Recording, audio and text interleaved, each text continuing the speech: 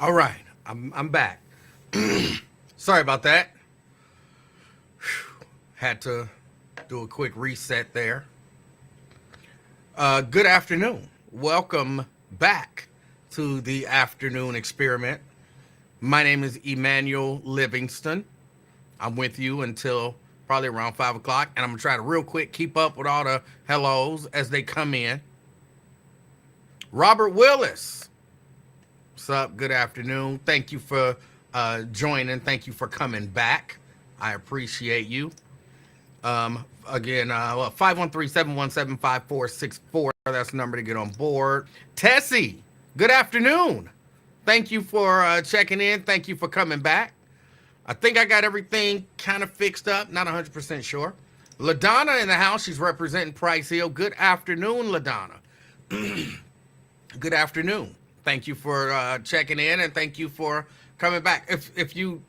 I'm saying thank you for coming back because I went on for a few moments, and it was still doing that kind of jerking, freezing thing, and I didn't like that, so I did a reset. Pat, good afternoon. Good afternoon. Thank you for joining us. Veronica, good afternoon. Thank you for joining us. I appreciate y'all. Jerica, good afternoon. She said, hola, beautiful black people, and others too. Good afternoon, and hola to you as well. Let's see. Phyllis, good afternoon. Good afternoon. And Anthony, good afternoon. Good afternoon. He's from the wood. Karen, good afternoon, representing the West End. Good afternoon, Karen. Jeannie, good afternoon. I appreciate you joining me for the show. We got Regina in the house, representing Madisonville. Good afternoon. Preston is in here. Good afternoon, Preston. Appreciate you. Let's see. Hold on. Let me open that up right there. Okay. Myosha in the house. Good afternoon, Myosha. In the office today, anxiously awaiting 5 so I can have dinner with Mr. Jones. All right. All right. No other comment. Just all right. That's beautiful. I love black love. Tria, good afternoon. She's representing Columbia Township, and I appreciate the respect there. Thank you. Good afternoon. We got Lewis in the house. He's representing Blue Ash. Good afternoon, Lewis. Logic Slayer. Good afternoon. Hand pink waving. I don't know 100% what that means, but all right. Good afternoon. Got Brent in the house. He's representing the Dallas-Fort Worth Metroplex. All right. Well, good afternoon to you. Preston's in the house. Preston, you're representing Avondale. If you're headed there, that's where you're representing. Sorry. I got Andrea in the house, representing downtown. Good afternoon, Andrea. Steban, representing Westwood. Good afternoon, Steban. DeWanda in the house. DeWanda just in the house. DeWanda say I'm representing myself, even though that's not the way I like it to be. I prefer you to say where you checking it from, but if you're just saying hi, hey, I appreciate that. Hi. Some people don't even do that. Janice, my favorite. She's representing the U.S. All right. Terry in the house, checking in from the E. I don't know what the E is. I used to be the E. Nobody calls me that anymore. But you're not checking in from me, so I don't know what the E is, Terry. Jacqueline says, are we still beefing? We are still beefing. My understanding is we might not be beefing as of Thursday. So we'll have to see. But until that situation is rectified, we beefing. Jacqueline Bell in the house. Got Vincent trying to finish blacktop job before the rain hits. representing Middletown. Yeah, get that finish. Get that finish. I've never done blacktop. It seems like hot work. Got Kelly representing downtown. Good afternoon, Kelly. Deborah. Good afternoon, Deborah. Representing Forest Park. Terry. Don't start. E-Town. You mean Evanston. Evanston. Why do people say Evanston? It's clearly Evanston.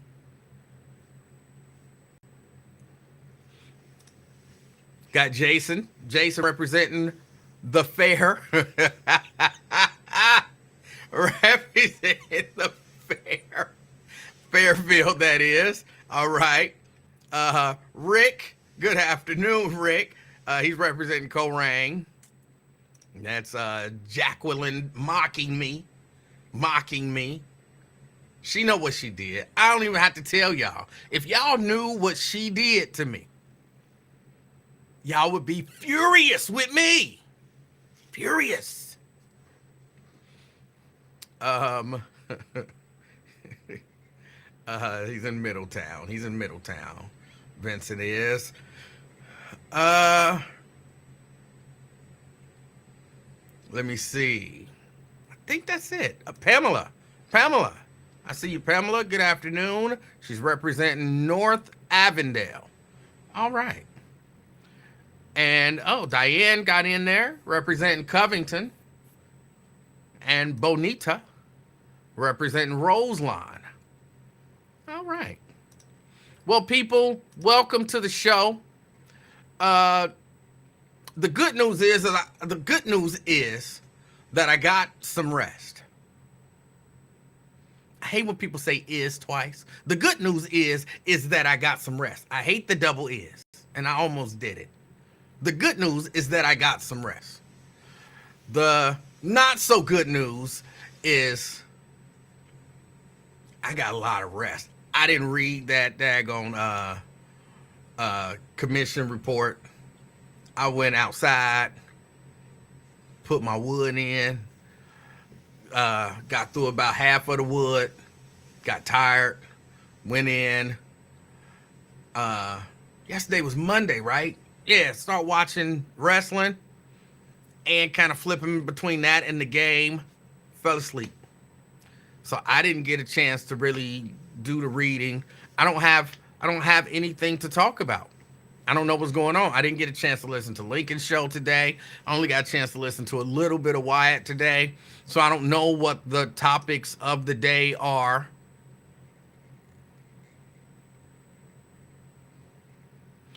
Fame. Yeah, you would need to tell me again, but thank you for checking in. We got Twin. He's representing Kroger in Finneytown. Why are you still putting an S on that? Lewis says your chat. Thank you, Lewis. Abathia. No, Ibadathia. What's up? Crystal says, I said hello to you, Emanuel. I didn't see it earlier. I apologize. But hello to you. Hello to you. LaDonna's in the bed now. All right.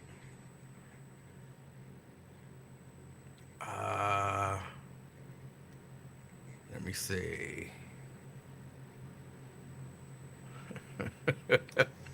I got some, the quick explanation is I got some branches out there that I'm putting in the chipper because I had a tree come down and so I had to cut it up. And so I got branches that go in the chipper. The larger wood, I'll stack it off to the side, and that's that. So that's the wood. What happened to the wood? Some of it got chipped up. Some of it is still out there. I mean, it's a big tree. These are huge trees. So it's a big tree. I didn't think I would be done with everything yesterday. I knew I would just get started. I made a nice little dent and it was, night garbage. So, you put your trash out. So I was able to put the yard waste bags out. So I put about 9 yard waste bags full of chopped up wood out there. People came, got them. I probably got about another 40 bags to go. It's a big tree. Got to cut it up. Got to put it in the chipper. Got to stack the other wood. And my Aunt Hattie, I think my Aunt Hattie, who's no longer with us, but I think my Aunt Hattie, she the one who taught me how to use a chainsaw, how to cut down a tree, how to bust up wood. Yes, I can take an axe. They make it look easy on TV, busting wood. And I guess it gets easier the more you do it. But when you first start busting wood, with an axe, you take the wood, you sit it there, you take the axe, pop, put the axe out, pop, and split the log or, whatever the tree is. It looks easy when you watch somebody who know how to do it. But when you first learning how to do it, ooh, that stuff is hard. And my Aunt Hattie taught me how to do it when I was in college. I lived with my Aunt Hattie, or actually, I lived with my Aunt Hattie for a while. Then I moved in with my grandparents. And one of the ways that I used to make money on the side is, y'all know I had a job at Shoney's and at McDonald's and Hardee's. Those were the 3 places that I worked. But then at one point I stopped working. Me and Aunt Hattie, and then eventually me and my cousin Marcus, we used to cut down trees and sell the wood, sell loads of wood. Because a lot of people, they would actually heat their houses they had these wood burning stoves. And this was back in the late 80s, early 90s. And they used to heat their houses with wood. And so people would call it, hey, I need a load of wood. All the load of wood was whatever your pickup truck was, you load that thing full of wood. And then you would sell that wood. And I think it was like 175. I might be way overboard on my number. I think it was like $175 for a load of wood. It's a whole pickup truck full of wood. And we cut it, and she cut it all up and bust it up, load it in the truck, take it to their house, unload it and stack it real good, and they pay. We do restaurants, like barbecue places. If you ask me what kind of tree is that, I could kind of tell you a pine tree. That's it. If I see apples growing on it, I know it's an apple tree. But if ain't nothing growing on it, I have no idea what kind of tree that is. Aunt Hattie could tell you. Like, oh, that's oak, that's hickory, that's this. And I'm like, how you know? How do you know? You're just looking at a tree and you know. I don't know how they know. It all just looked like wood to me.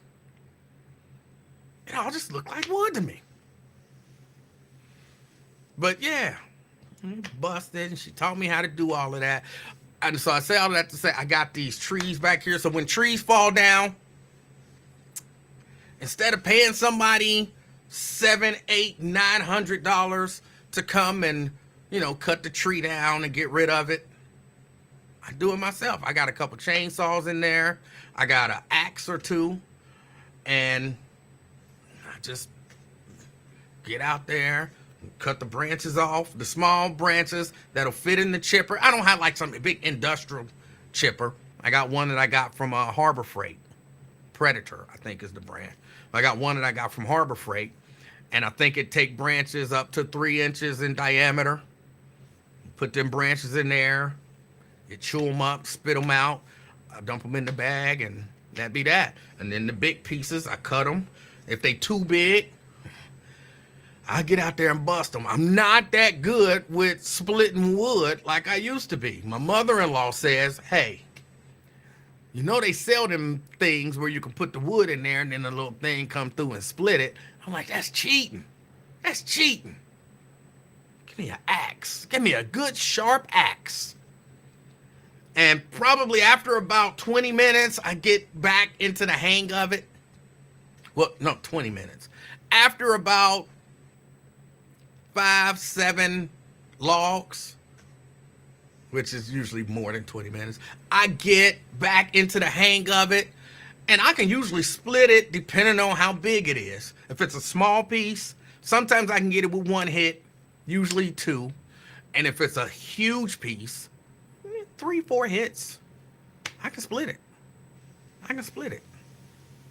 So, yeah. I don't know. I like doing stuff, y'all. I like doing stuff.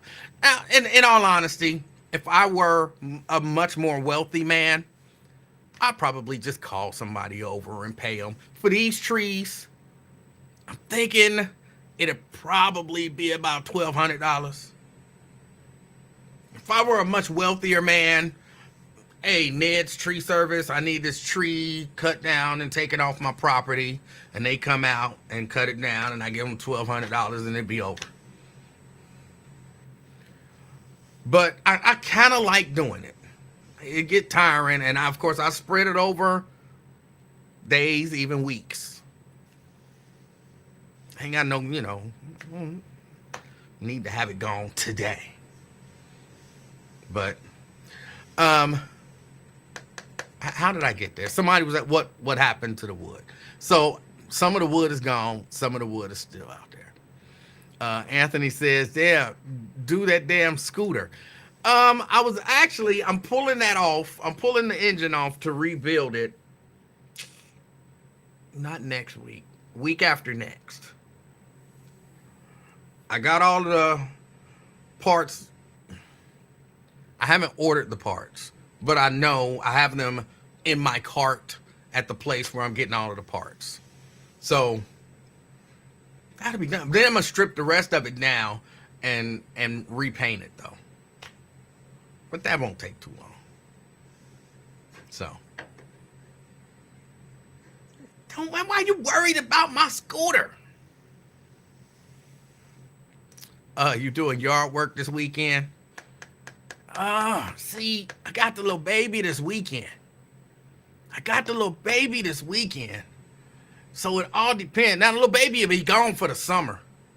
So this summer, I'm going to get so much done because the little baby is going away for the summer. So I won't have the little baby this summer. Twin says, don't say wood anymore. Just say trees. Trees are made of wood. Why not say wood? Why not say wood? But so I probably won't be in the yard much this weekend because I got the little baby. Where little baby going? Little baby going to spend the summer with family in Texas, some city in Texas. She's super excited. She asks all the time, every other day. She asking, am I going to Texas today? No, you're not going. You're going to Texas the beginning of May. Is it May yet? You know it ain't May. And then it just be irritating me a little bit. Just a little bit it be irritating me.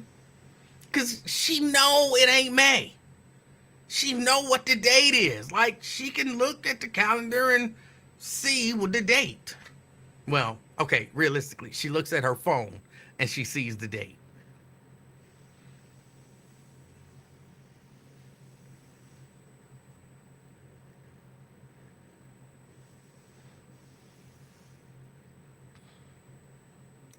Crystal says, I just cut my grass this morning. It's supposed to rain tonight. I cut my grass a few days ago, so it's good. It's good. But I did have to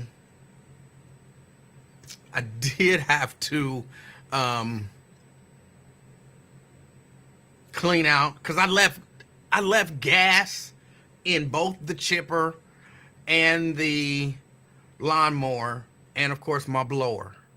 Now my edger and I'm moving towards electric lawn tools. So whenever this lawnmower die, which I mean, I'm thankful, but I'm just anxious to get a new one. I'm not going to be like some people and have, 3, 4, 5 lawnmowers.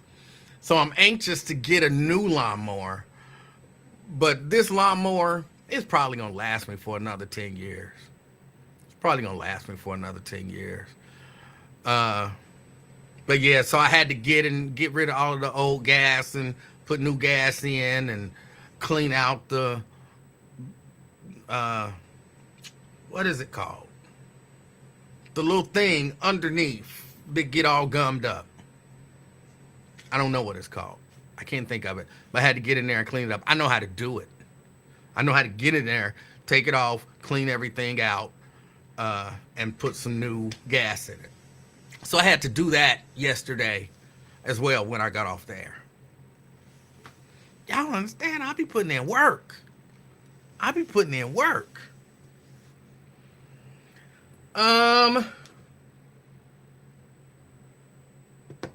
on, I got some stuff happening over here. So what is going on? Somebody said that a 2-year-old got shot. Was that here in Cincinnati? That's terrible. Look, I'm gonna tell you this. Yes, Cincinnati police, 2-year-old hospitalized with gunshot wound. Investigation ongoing. That's from WLWT. They say Cincinnati police investigating a 2-year-old. It was great having everybody home again. Yeah, as long as you didn't cook. What? Why? And I don't need to hear the thing.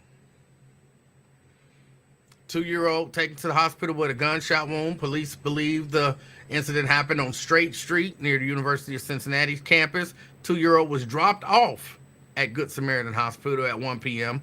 When they say dropped off, I'm hoping they mean brought. With the gunshot wound, was later transported to Children's Hospital for medical care. The child is currently in stable condition. Now, that's good. Police said the investigation is ongoing. It's unclear what led up to the shooting or if any arrests have been made. All right. LaDonna says, what was that? That was just WLWT. You know, when you click on a story, they have a little video up there that automatically plays. That's what it was.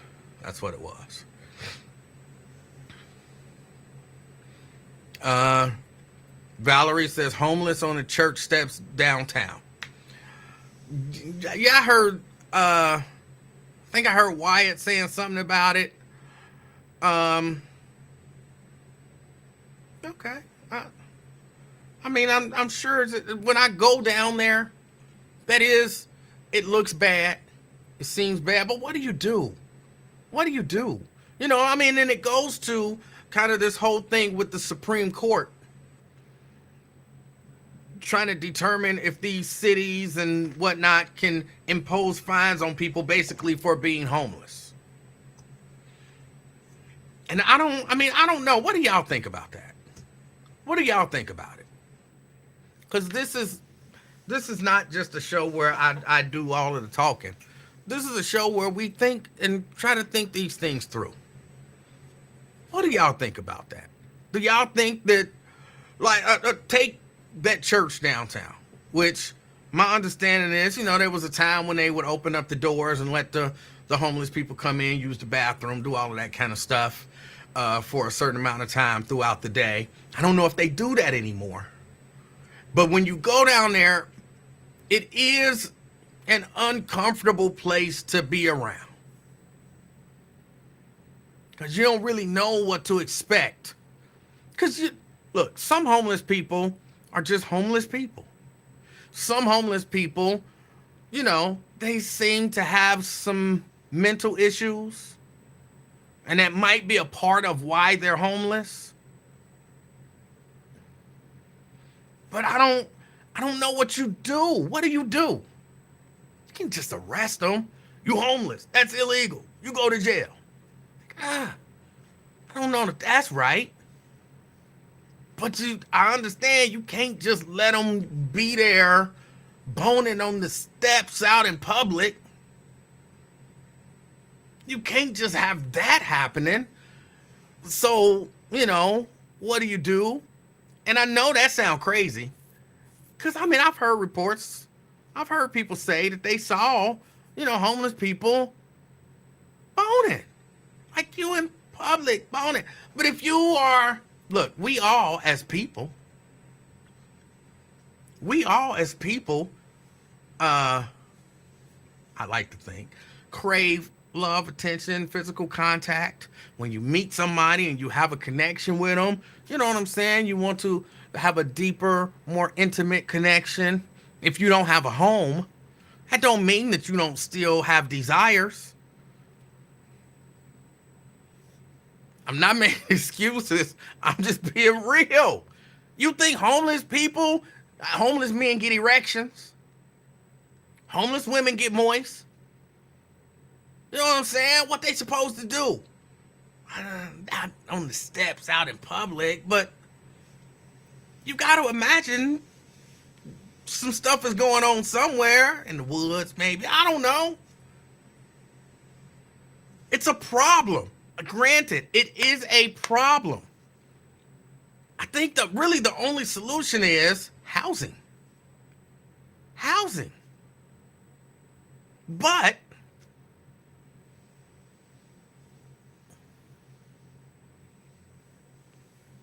who really wants to give homeless people housing?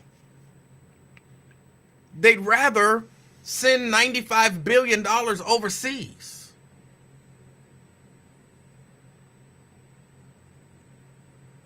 I don't know how much it would cost to create a situation where homelessness is not a huge issue anymore, but I think $95 billion would go a ways to doing that. And that's a new $95 billion on top of the 100 and something billion that they've already sent. And I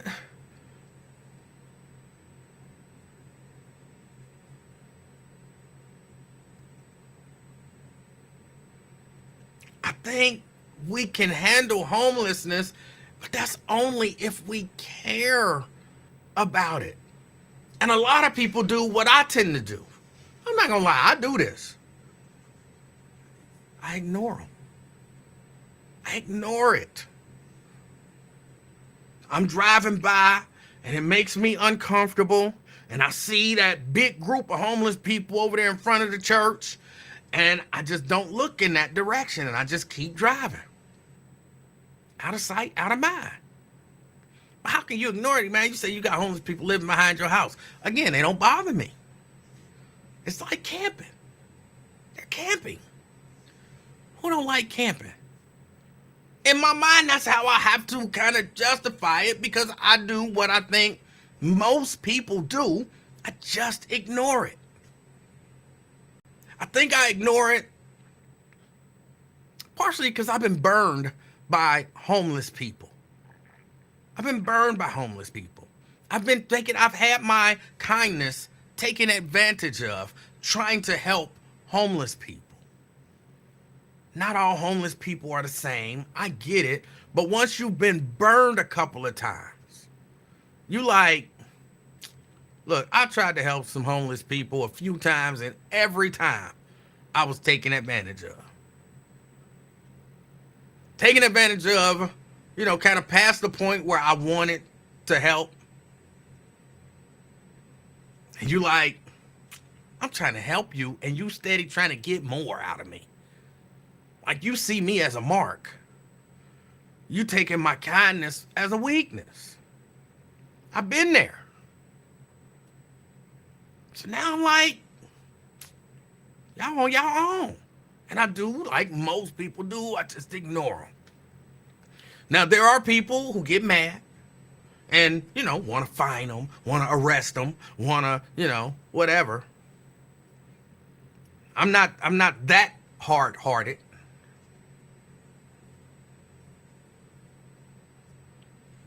But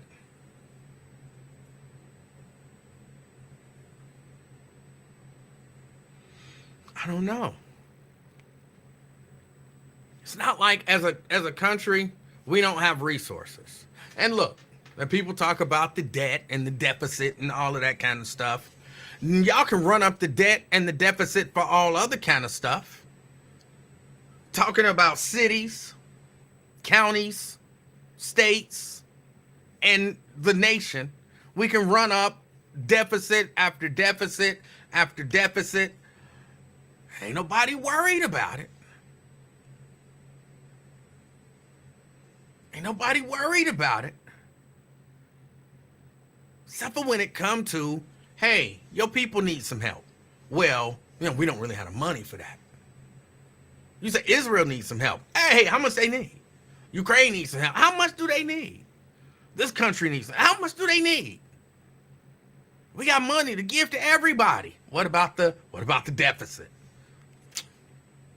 We'll be all right. We'll figure it out later. Okay, well, we got some homeless people need some help. They need to, I don't know what to tell them. But they better not be sleeping on the street. They better not be sleeping in the park. They better not be sleeping under overpasses and all that kind of stuff. What you gonna do to help them? We got a deficit, bro. We gotta, tighten our belts, and we gotta really be conscious of the money that we're spending. And what about all that other money that you giving away to other people who not here? What about, hey, I don't know what to tell you. Those people need help. So do these homeless people. So I don't know. I don't know what to say. I don't know what the solution is. Preston says most, not all, of the homeless have drug problems, so they run gang. That's very true. That's very true. They done tried to run game on me one too many times. One too many times. I don't even, you'll be driving and they standing out there with their sign. I ain't got no beef with them standing out there with their sign. None. No problem with it whatsoever. I be seeing all kind of people, white women, white men, black women. I don't see as many black women, but you see them out there every once in a while. Hispanic, Latino, whatever they want to call themselves. For me to not be offensive. Men, women, children, dogs. You know what I'm saying? You see it all. Like, okay. And I see them, and my heart goes out to them, but my heart don't go out enough for me to reach in my pocket and give them $1. I don't even do that no more. I feel like I've been taken advantage of enough. That's not right of me. I feel like it's not right of me to feel that way, but it's how I feel. But it's how I feel.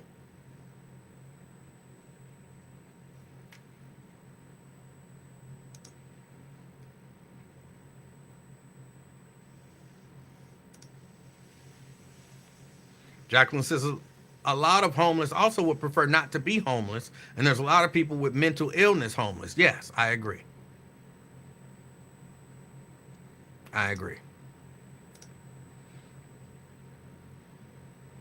You don't see as many black women because we work. Please. That's not why. We know ain't nobody coming to rescue our ass. Ain't nobody coming to rescue them. They homeless. Ain't nobody rescuing them.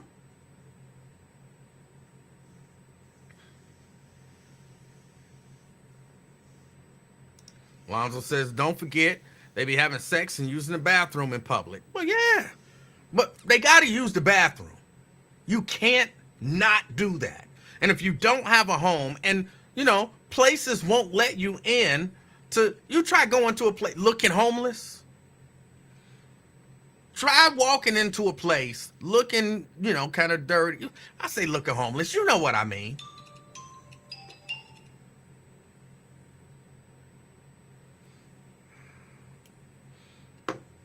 You know what I mean if I say looking homeless. Stores don't let them in. No, you can't use the bathroom in here. And they kind of probably like me in the sense that, look, I've been turned away so many times. I'm not trying to go to the store or have them tell me no. I just go wherever I can go. Hopefully they go out of sight. But they just go wherever they go.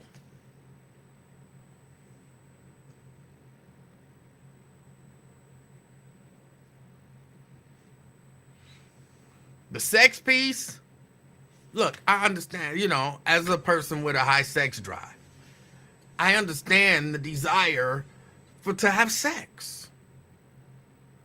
And again, I talked about this earlier, Lonzo. Don't think that because you homeless, you don't want to have sex. You see some sexy homeless chick? I know that don't sound, you know what I'm saying? But if y'all both, I told y'all a story. I was coming from church, and there were these two homeless people having a fight. They were having an argument. Apparently they were a couple, but they were homeless. And she was mad at him because he had sex with a chick that had a home. And dude was trying to tell her, like, hey, we could go stay with her, and she didn't want to go stay with that bitch. You just want to stay with that bitch because she got a home.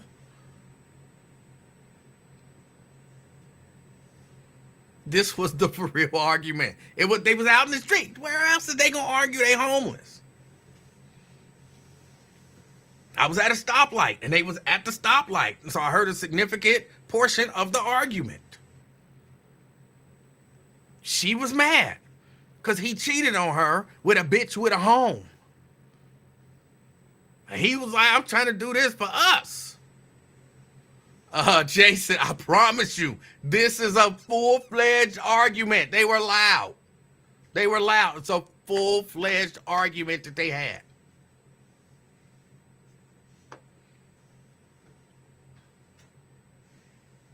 So you out there in the street, when you see some other sexy homeless chick, you know what I'm saying? She got whatever it is that you like. Whatever it is that you like. I mean, for real, you're a man or a woman and you're homeless. Put yourself in their position for a moment.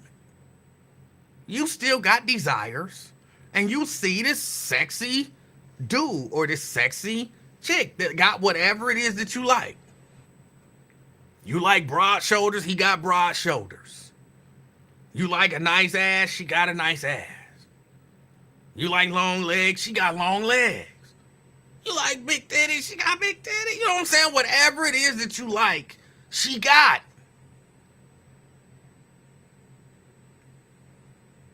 And you homeless, right? You homeless. But she willing to give you some rhythm. What you gonna do, pass? Oh, we ain't got no place to go.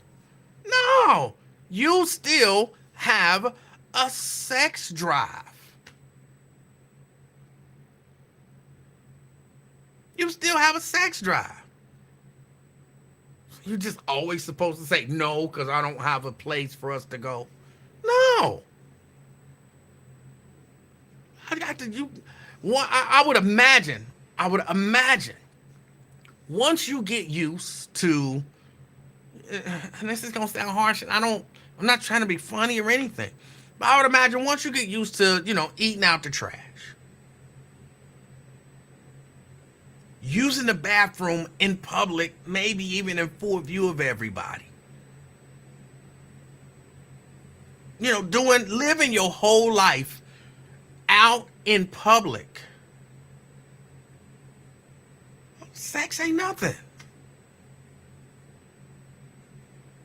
What we gonna do? We gonna do it right here. What? On the steps of the church? Yep.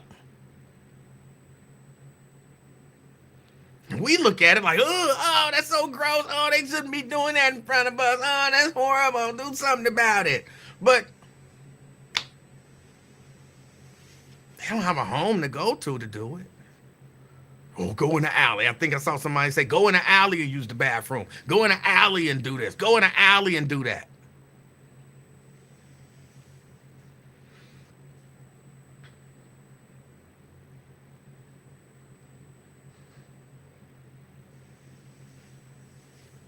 But I don't know what we do because it is an issue. Well, damn, Crystal. Crystal says she had sex outside plenty of times. I didn't even know all that. I didn't even know. Was you homeless? Or you just freaking?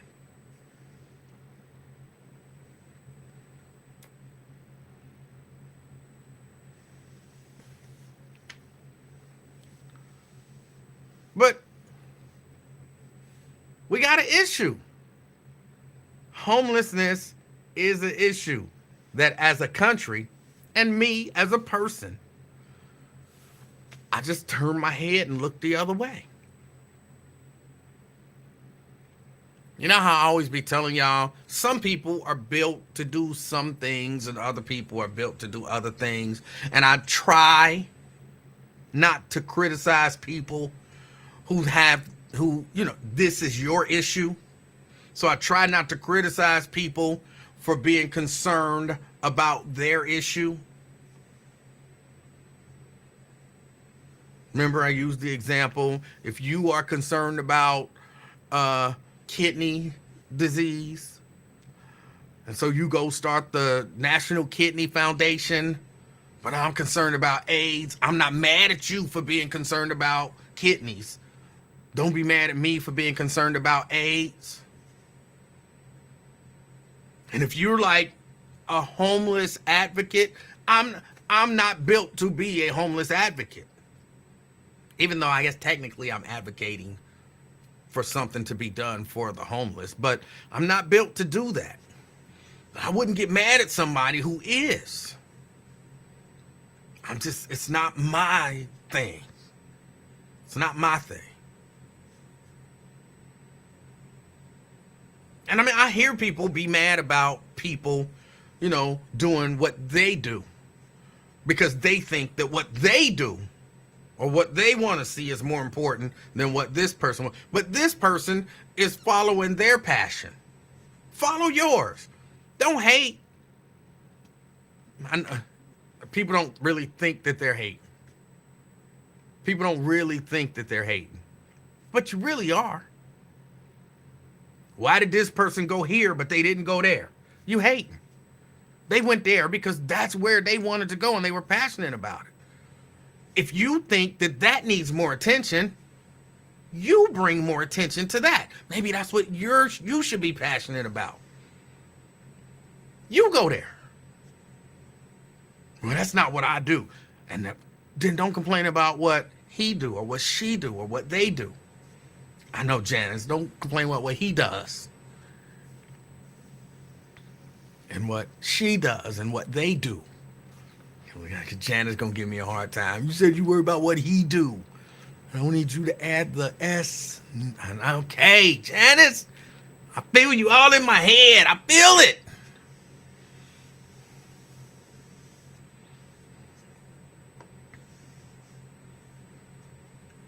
I'm not a hater in that way.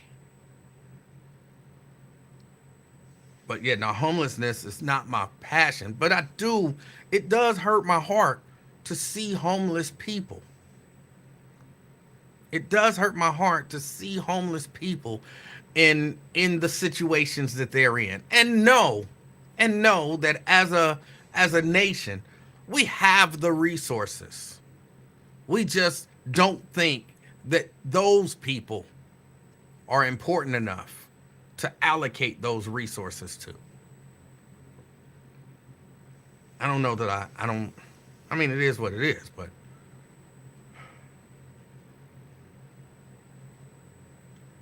we got, it's freaky people on here. It is some freaky people on here. Crystal says she done had sex outside a number of times. She liked to get down outside. Somebody else on here like, oh yeah, I get down outside. I like to get down. Crystal, are you telling me I'm the only one who had sex outside before? You're not the only one, Crystal. You're not the only one. You just said it like you do it on a regular basis. Like that's your thing. I'm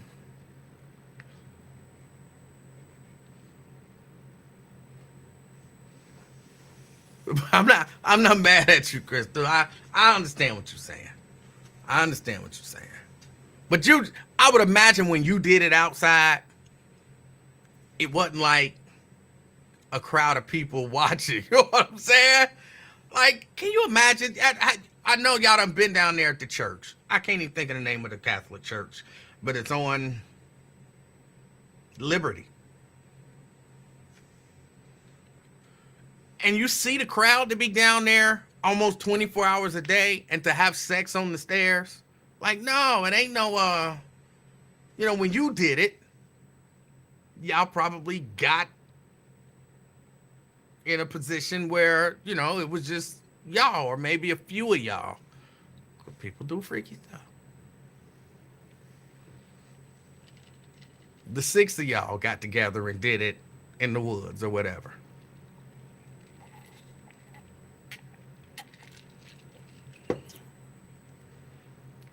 Crystal says it was very private. Got busted twice by the police, but damn.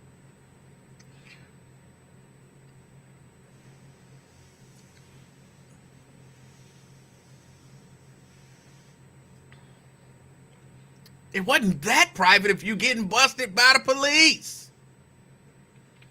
B-Rab said they had sex on the street. A report is that, yes, they had sex on the stairs of that church in full view of everybody.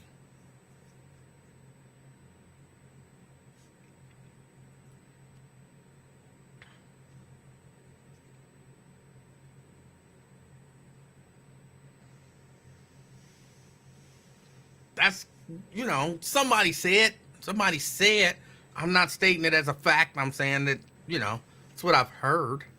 I didn't see it.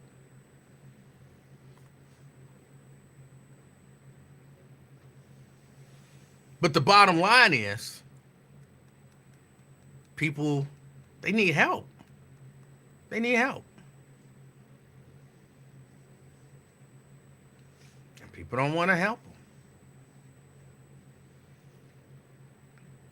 Again, I don't want to help them. I'm being honest. I could be sitting here like, and every time I drive past, I give them $1. And no,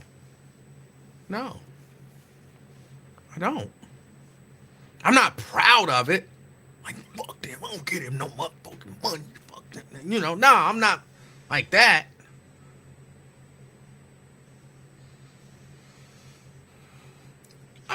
Okay, here's a part of why I don't give them money. This is just a part. This is just a part of why I don't give them money. I don't carry cash no more. I don't carry cash. And so it's like, you know what I'm saying? Do you have a square reader? You know what I'm saying? I know you're homeless, but you know what I'm saying? I don't know that I would trust a homeless person with a square reader. What's your Cash App? Everybody don't have my Cash App because I believe people be hacking people Cash Apps. I haven't seen any stories about it, but in my mind it happens. So I'm not going to be giving the homeless people my Cash App. I don't have cash. I don't carry cash. I imagine it's kind of difficult out there for homeless people now, for people like me who used to give money when I would carry cash. It's like, oh, you got anything? I got a couple dollars in my pocket. Here you go. But now, with me not having any money, hey, let me Cash App you. No, I'm not Cash Apping you. I got a square reader. And why are you homeless with a square reader? You just swipe. No, I'm not swiping my card for homeless people. No. So I don't even know how I would, effectively give them money now. Unless, I just so happen to have, I think I found $2 in my car. I don't know where it came from.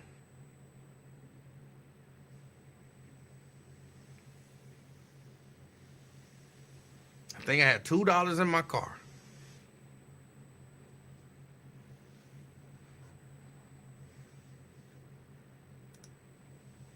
Shahara says, I learned the hard way not to do that. I was downtown. I gave money to a homeless person. Next thing I knew, other homeless people were coming up to me for money, and I felt so bad because I didn't have much more and needed it for myself.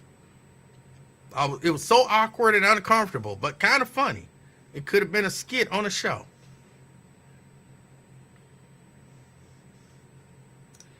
Jerica says, I had a homeless person ask to use my cell phone. I laughed and walked hastily to the car.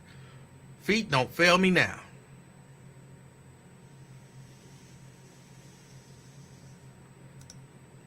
Tria says, homeless people are saying just swipe. No, well, I haven't seen that, but I'm saying as we move to a cashless society, it's got to be much more difficult out there where a lot of people don't carry cash.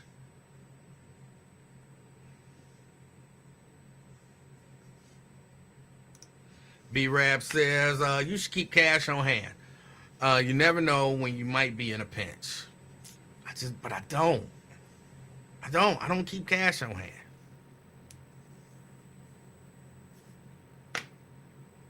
Just about everywhere I go, they take cards and such.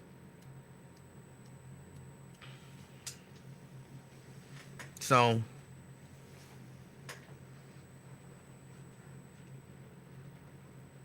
oh yeah, no, it didn't happen to me. No, it didn't.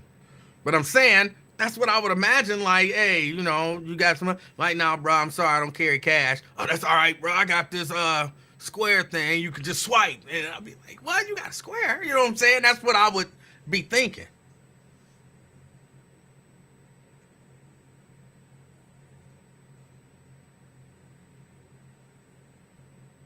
But no, I'm not a, and it's too many scams.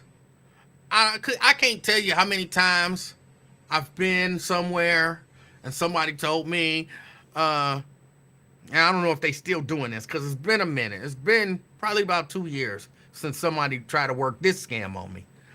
But it's usually some person looking really panicked. I need $5 for gas. We left the house and to come out here and pick up my brother-in-law, and I got out here and I realized I don't have no gas, and I didn't bring my wallet, and I didn't bring anything. I don't have any. I just need enough gas to get back home. If you can just give me $5 for gas, that'll get me. Like, no, I don't believe you. I don't believe you. I think you scamming me. There's been too many people who done came up to me where they left to get their brother-in-law and they ran out of gas and all they needed $5 to get back home. It's an epidemic. So no, I can't give you $5. What do you have of value? I'll buy something from you for $5. What do you have of value that I can purchase for $5? Because I'm willing to purchase something. I'm not willing to just give you $5 because I don't believe your story.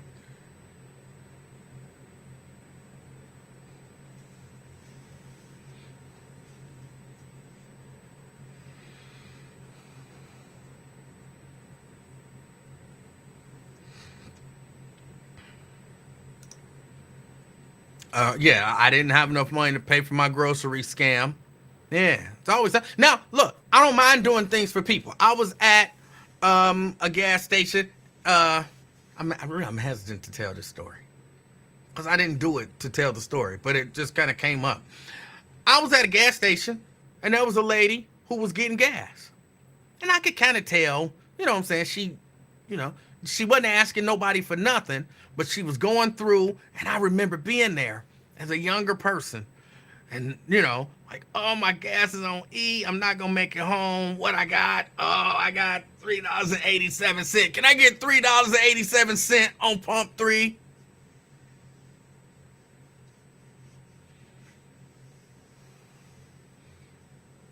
And she kind of looked ashamed as she was going through, her little pocketbook. And she, can I get, I think she got $4. $4.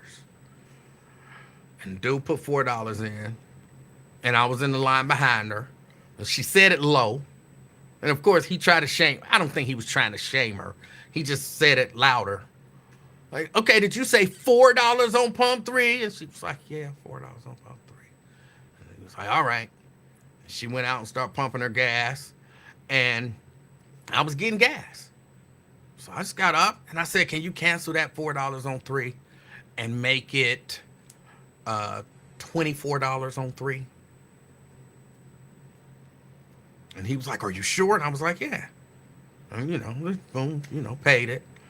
And then I got my however much gas I got on whatever pump I was on. And I went out and I said to her quietly, I said, excuse me. And she was trying to, excuse me. I said, you got $24 on this pump now. So don't stop at $4. You got $24. And she about to cry. I was like, no, it's all good. It's all good. She's like, I just want to do something nice for you. I was like, you grateful. That's nice enough. Don't worry about it. And then the guy behind me in the line saw that. And then he walked over to her as she was pumping gas, and he slid her, I think it was a $10 bill. And again, she was about to cry, like, oh, y'all just being so nice to me. Oh, thank you. I'm like, it's all good. Like, you wasn't asking for nothing. But it was a homeless dude outside the gas station that had asked everybody for money on the way in. And nobody was giving him money. So on the way out, when he caught wind that people had given the lady, some charity or whatever, I could use, and I don't carry cash, bro. I'm sorry, I don't carry cash. As you see, I didn't give her no money. I put money in her. You got a car? You got a car? I'll put $5 in your tank. So I ain't got no car. I'm sorry, I can't help you, bro. I can't help you. He was mad. I was like, she's not out here asking for nothing. She was just willing to put in her $4 and make it. And again, for me, I just remember being in that position. Like I said, can I get $3.87 on pump 3? Did you say $3.87 on pump 3? I don't need everybody knowing I'm only putting $3.87 in. Okay, so that's $3.87 on 3. Yeah. Damn hater.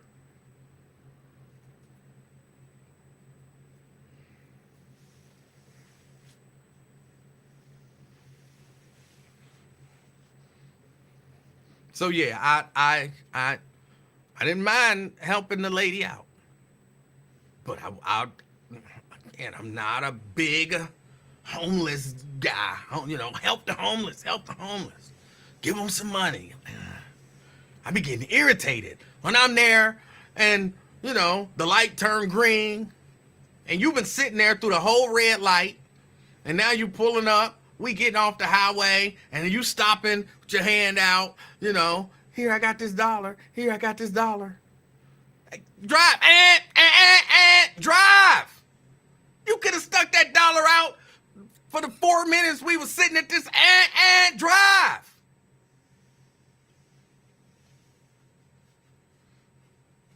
Heartless. I know. It feel heartless, but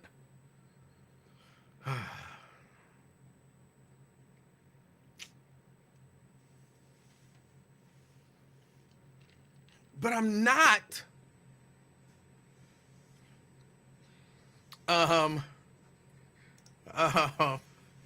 dang, you only got $3.87 worth of gas. That's barely a gallon. How you gonna call the cashier a hater because your ass broke? Because he didn't have to but first, this was years ago, like in my 20s.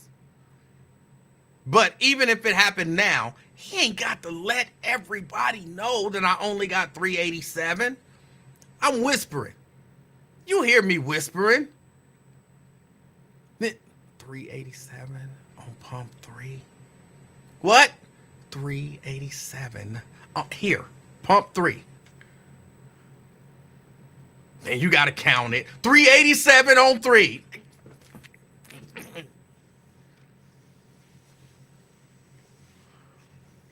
He knew I was whispering for a reason. Yes, he's a hater. But I know this is something that your rich ass ain't never had to deal with.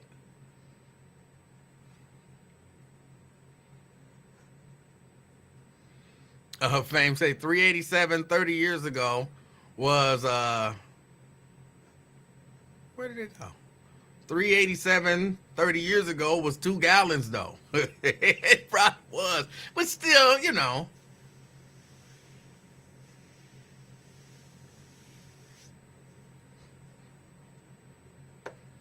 Just being all loud.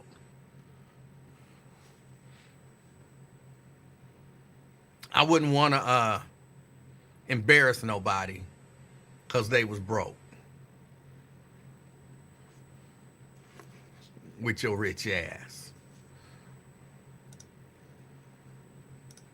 There are people who, for real, there are people who've never had that experience.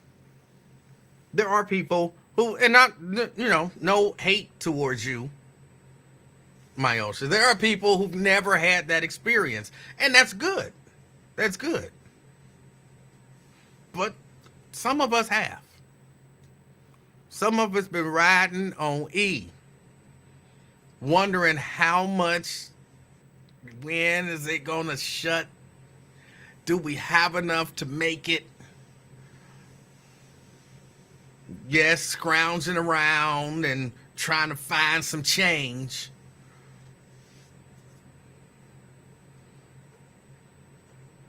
And I used to be like, okay, if this car get 30 miles per gallon and gas is $1.99 a gallon, and I can put $1 in, and that's gonna get me 15 miles, I'm probably 10 miles away from the house, so $1 will get me home.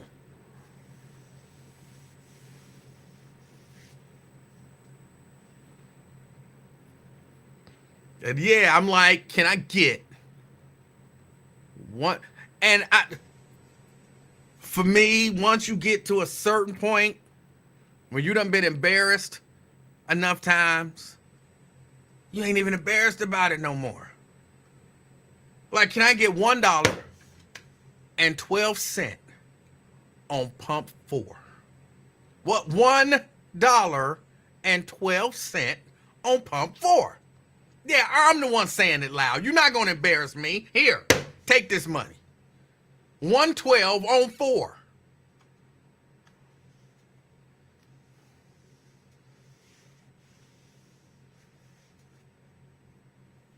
And then when the pump stop, hold it there to get every last drip. Raise up the little thing. I don't know why I ever thought that was doing something. But hold it and raise up the thing. The little pump cord thing to try to get all of the gas out. Yeah.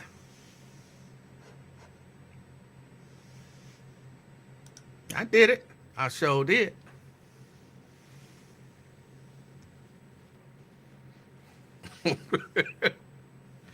Sure did. I don't think no extra drops came out because I held that thing up. The pump don't click as soon as you pull the lever, Vincent. It just go real slow. Like you at the end. You know, when you pumping gas, you done got $60 on pump 7, and you pumping gas, and that stuff be going, and then once you get down to that last dollar, it slow down, like real slow. That's how it be. That last dollar, I got $1.12, and to put it in, it never went fast. It was just slow the whole time. I'm like, damn. Why is it taking so long to give me? I only got a little bit of gas, but it's at the end. It's at the end of that thing. The whole thing is going slow. You got a half gallon of gas. That will get me 15 miles. My house is 10 miles away. I'm good. I get paid tomorrow. All I need to do is make it to work and then somehow make it to the bank. Because it wasn't no direct deposit then when I'm talking about. We didn't have no direct deposit. So all I need to do, I can make it to work. And y'all know at the time I was in the vet, which was a stick shift. And so when you, some of y'all don't know this stuff. My ocean, you don't know this. So when you in a stick shift, look, we coasting down hills.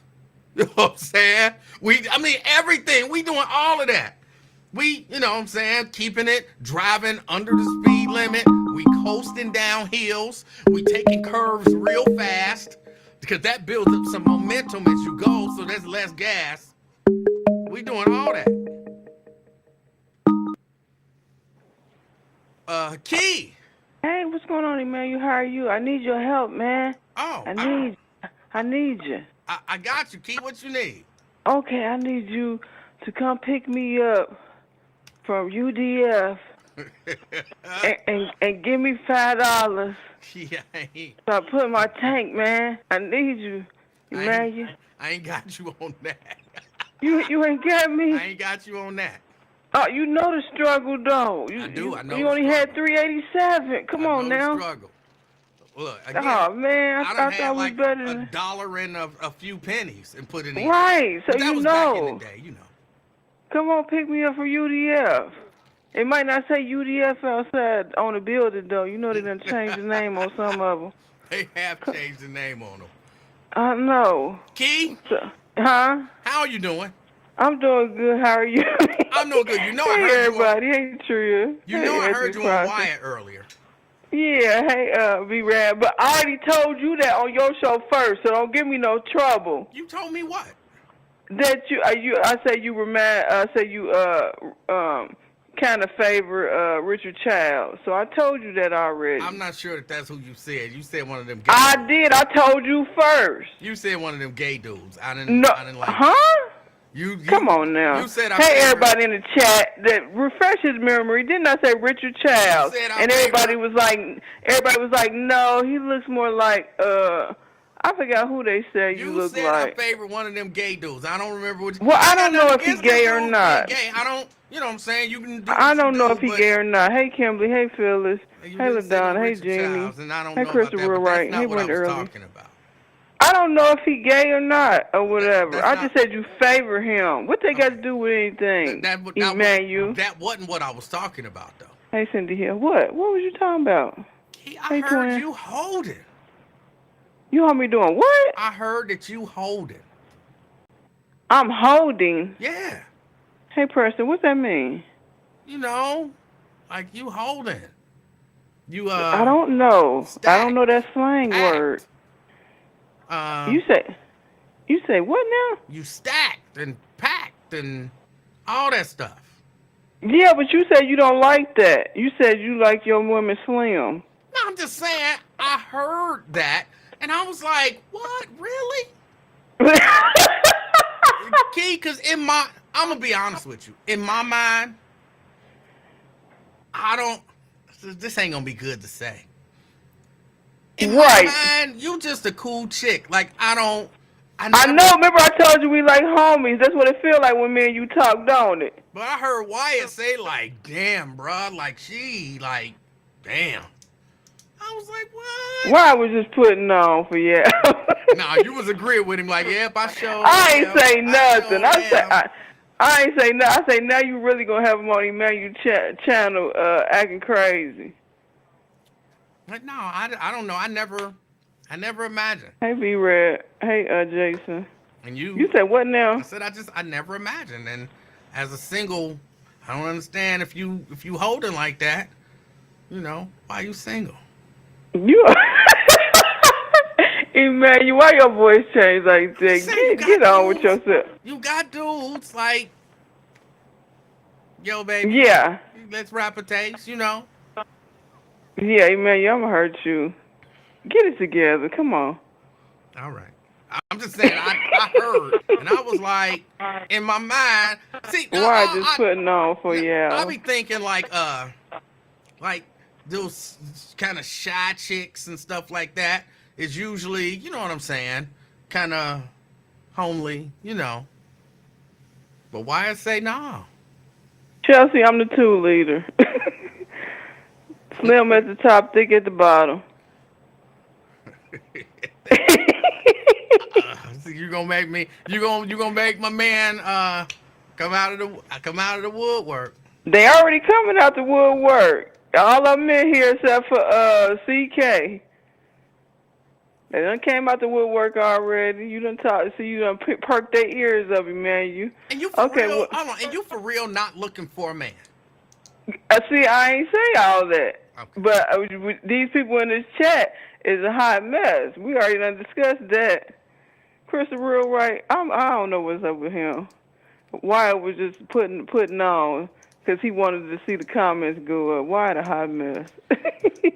All right. Fame saying you sound tall. Okay, well, I don't know. You don't sound tall to me. No, I'm not. I'm 5'6".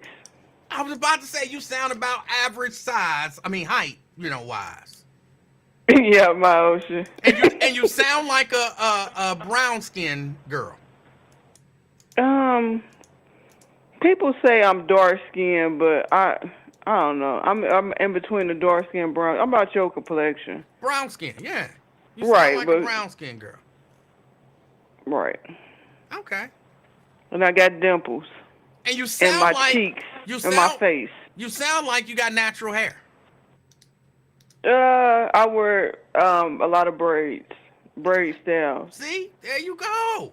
Yep, you already know me. There we go. Y'all know what I look like now. I got dimples. I got a gap in my teeth. Yep, that's me. Well, what's on your mind? Okay. So, when you was talking about the homeless stuff, I had told the story to you already before, but a homeless guy was outside our favorite restaurant, Chipotle, one time. Okay. So, me being nice, I had bought them a bowl, too, and I had got it hooked up. Like, I ain't getting no vegetarian bowl or nothing. I got it with meat and everything. Come outside, because he had a sign talking about hungry or whatever. And then I went in there, got him the food, came back. He had the nerve to say, he opened up the bag, he said, "Did you get something to drink?" I looked at him, I said, "Nah." I looked at him, I said, no, thank you, nothing. I looked at him and said, "Nah, ask somebody else." But yeah, I was like, ungrateful. Well, just a hot mess. It is. I told the story. This was a long time ago. Legit at UDF. I pull up, and there's a guy. He's sitting on the ground, leaning back, like, you know what I'm saying, like that pose on Thriller, the Thriller album. He leaning back like that, right? And I walked past, and he asked me for money. And I just couldn't. This was before I had given up on helping. And I was like, I can't bring myself to give you nothing because you didn't put no effort into it. Like, you for real still kick back. You know what I'm saying? Like, you on the Thriller album. Like, you got to move or something. Like, no, I can't give you no money for not putting in any effort. Like, it's just, I don't know. It was just something about his super relaxing. And I was prepared to give him money, but just he was too relaxed about it. And I'm like, no, I can't help you. This was the UDF that used to be, is gone now. Used to be up there on the corner of Burnett and Martin Luther King. Mm-hmm. Yeah, he was too chillaxed for me to give him some money. And this is before I stopped giving him money. I'm trying to think if I ever gave them. Well, I remember one time this, cause you don't know if they be, well, whatever they do with it, that's on them. But one time I had like a little Danish cake in my purse, and this guy walked up. He does, "Excuse me, sir. Excuse me, ma'am. You have any money so I can give me something to eat?" I said, "I ain't got no money." I said, "But if you hungry, you can have this Danish." And he smiled, was like, "Oh no." And then later on that day, I seen him down there again. He was like walking around all day asking people for money.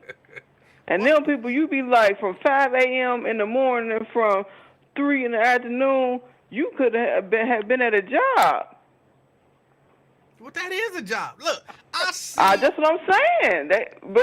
Over here on. Well, I guess no taxes on the money, I guess. No, it ain't. But over here on when you get off 75 on Mitchell, like they got a whole setup over here, right?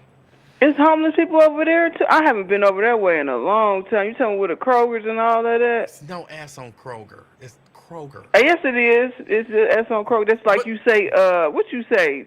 Did you say tooth, Kroger. or did you say mouth? What the other day you said mouth with an F. Something you pronounced wrong, so I'm pronouncing something wrong. But the thing is, when you get off of, if you get off at 75 at Mitchell, if you get off of 71 at Martin Luther King, those two I know, they posted up. They got a nice little racket, and they're at every, you know what I'm saying, each of the exits. They in the middle, so if you getting ready to turn on to 75 going either way, they got you there. Like they posted up. And Yeah, and see, I ain't even know it was that bad like that. Cause they ain't covering it, you know what I mean, on the news or nothing like that. They just covering it, you know, in the places that's obvious.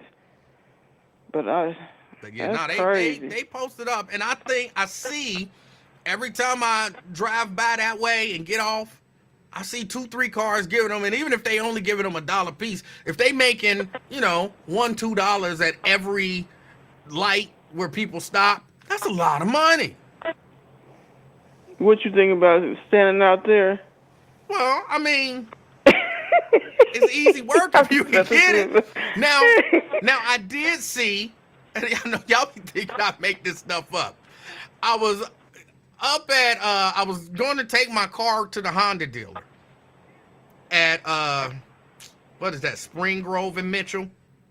Mm-hmm. Superior Honda. Yeah. I was taking my car That's over there. Is that McDonald's still over there? It is a McDonald's still over that way. Okay, where the Kroger's at, okay. It's no S. And Yes. a dude was standing out there, homeless dude, I guess, getting money. And another homeless dude who normally stand there came up, and I think it was actually 2 of them, and they told dude he had to leave. And they was arguing. Oh, yeah, they don't talk about their territory. Yeah, they was arguing, I like, done basically seen it. like, nah, nigga, this our corner, you know?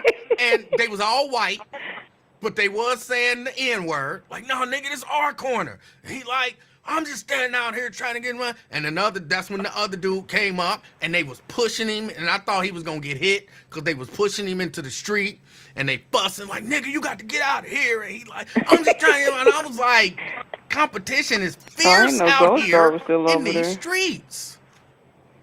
That's crazy. Yeah, 'cause I know somebody I was talking to, they were saying like they had talked to some of the homeless people that that's at the the new drop-in center. I don't know if you know where that's at, but it's not down by Washington Park no more. It's like around by like 3rd Street, like where the railroad tracks and stuff at. It's like a new facility, but only men can come in that one. I've never even been to the new drop-in or been by the new drop-in. It's around the corner from Fox 19's station. I don't know if you know where that's at, but it's around the corner from there. Behind those gas stations there be talking about where they homeless people be camped out up there begging. But yeah, she was saying like some of the people don't come in there because they don't want to follow the rules. Like the one guy, he don't ever want to take showers, so they don't allow him in there because he won't take no showers.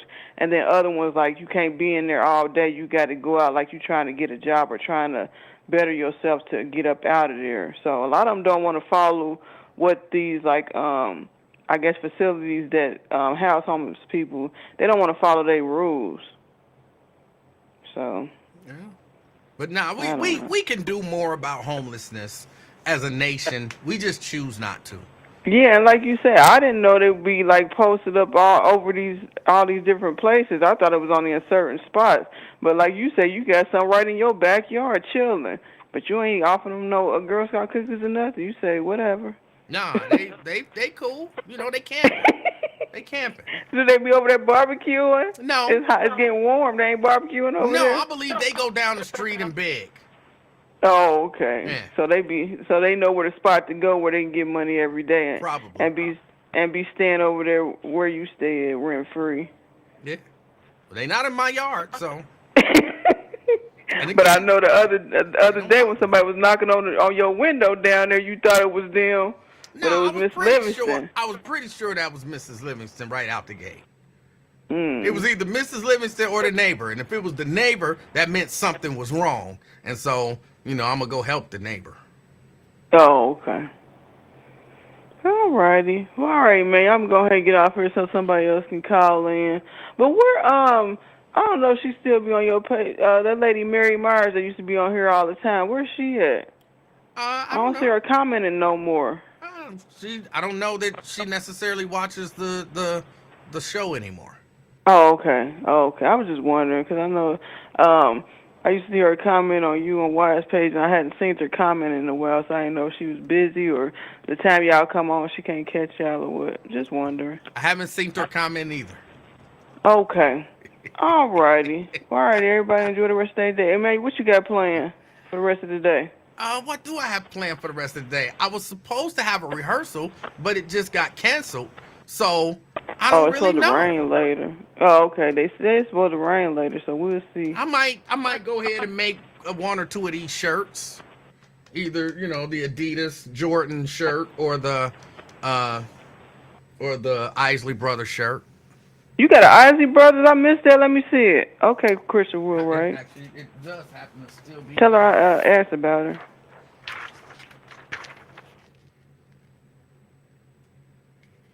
Yeah, because I like that. I like that first Adidas one you had with the. It's up there. It's on the screen right now. Oh, okay. Okay, I did see that. I didn't know that was the Isley Brothers. You ain't had the shirt. You just got Harvest for the World, Isley Brothers. Oh, okay. Oh, man. And you gonna put that on the shirt, huh? Yeah, that's gonna be on the front of the shirt. Yeah. Oh, okay. Yeah, and then like they were saying, you is gonna get sued for that copyright on the Jordan and the Adidas. I'm not selling it. I liked it though. They can't sue me because I'm not selling it. Well, it's they trademark though. It don't matter. Okay, can you draw? Nope. If you could draw, I can. I'm just messing with you. Could you draw Mickey Mouse? Yeah. Can Disney sue you for drawing Mickey Mouse? Not in the confines of my own home, but you showing everybody. You on a public platform. So Goofy. what? You can draw Mickey Mouse and show your Mickey Mouse picture to people. No, I ain't sure. No. Chelsea said you can stay on to 7 or 8. She said you good. Is Chelsea supposed to be down there this week? Is that when she said she was coming down? I remember Chelsea said she was I don't know. I didn't see that message. Okay, well, Chelsea, is you going to be down here this week? I didn't so see you can pop in and be his co-host. You going to let her in? Because last time she said you ain't let her through. No, last time I wasn't sure what I had. I didn't know it was just allergies. So she can definitely stop in anytime. She knows. And let her be your co-host. Chelsea takeover. Sound like a plan. She could definitely. All righty, man. You all right, everybody in the chat. I'll talk to y'all later. All right. Kid. I know. She said she is. What day you gonna come in, Chelsea? Let him know in the chat so he can see it. Or you could Chelsea coming. You could text me. Because you got my number. Well, she want us to know too. All right, y'all. You enjoy the rest of your day, man. All right, Key. You do the same. Okay, bye. All right. Yeah, I thought Key sound like a brown-skinned sister. She sound like she wear her hair natural. And I wouldn't have guessed that she sounded tall. I would have guessed that she sounded like average height.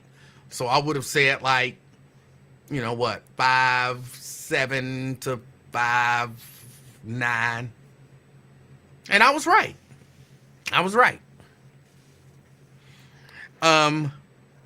Janice says, my brother Chris Jasper wrote those lyrics. Okay. And I'm not selling it. See? That's just it. I'm not selling it. I'm just putting it on a shirt. I think it's a profound song lyric to me. And so that's what I do. I put it on a shirt and I'll wear it. Just like on my other shirt.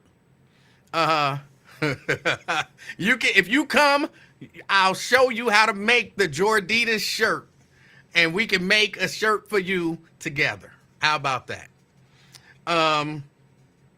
But yeah, like my Jodeci shirt, just certain things I hear in songs that I think you know, it speaks to me. And Forever My Lady, they say there's nothing more precious than to raise a family. I'm like, yeah. I like that. So I put it on a shirt. Isley Brothers, I'm putting it on a shirt. I got a few other ones that I'm going to do. These are just the ones that I've done. Of course, I did the Stevie Wonder thing. I need to redo Stevie Wonder. That was for the women. That one was a message for women. From that girl. She doesn't use her love to make him weak. She uses love to keep him strong. I was like, yes! Bitches need to hear this stuff! So I put it on a shirt. So, yeah. Janice says, I'm just saying, no shade. I didn't think so. You proud of your brother. You proud of your brother. Ain't nothing wrong with that. Ain't nothing wrong with that. Where are the afternoon experiment shirts? I've made a few of them, but I haven't. The website is just a tad bit more complicated to put together. I was just talking to a guy from the church on Sunday, I believe it was. It might have been last Sunday. But I was telling him I will have it up, and I will have it up soon, because every time I think I'm about to get it, and stop because I didn't like the way that was about to sound coming up. But every time that I think I'm about to have the site ready, I get this order. But maybe that's what I'll do today. Bam. Website. Try to finish designing the website and get it live. Try to finish designing the website, get it up and live. So, yeah, that's what I'm going to do for the rest of the day once I get off of here. But yeah, the afternoon experiment got the element that you see. Hold on, because that's what that is, in case y'all didn't know. The element, AXP, the afternoon experiment with Emanuel Livingston. Hold on, let me do that. And yeah, that's my element. And that's what'll be, that'll be on the front of some of the shirts. And oh, come on. That's what'll be on the front of some of the shirts. And it'll be different colors and whatnot. So yeah, they'll be up on, if I finish the website tonight and can get the website live. What's today? Tuesday?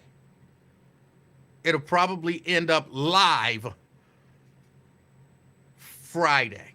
If I can, I mean, for real, if I get it done and ready to go 100% tonight, then I'll go live Friday on the website, that's where people will be able to go on the site and order things. But we'll see what happens tonight. But that's what I'll do for the rest of the day. Key, she asked the question.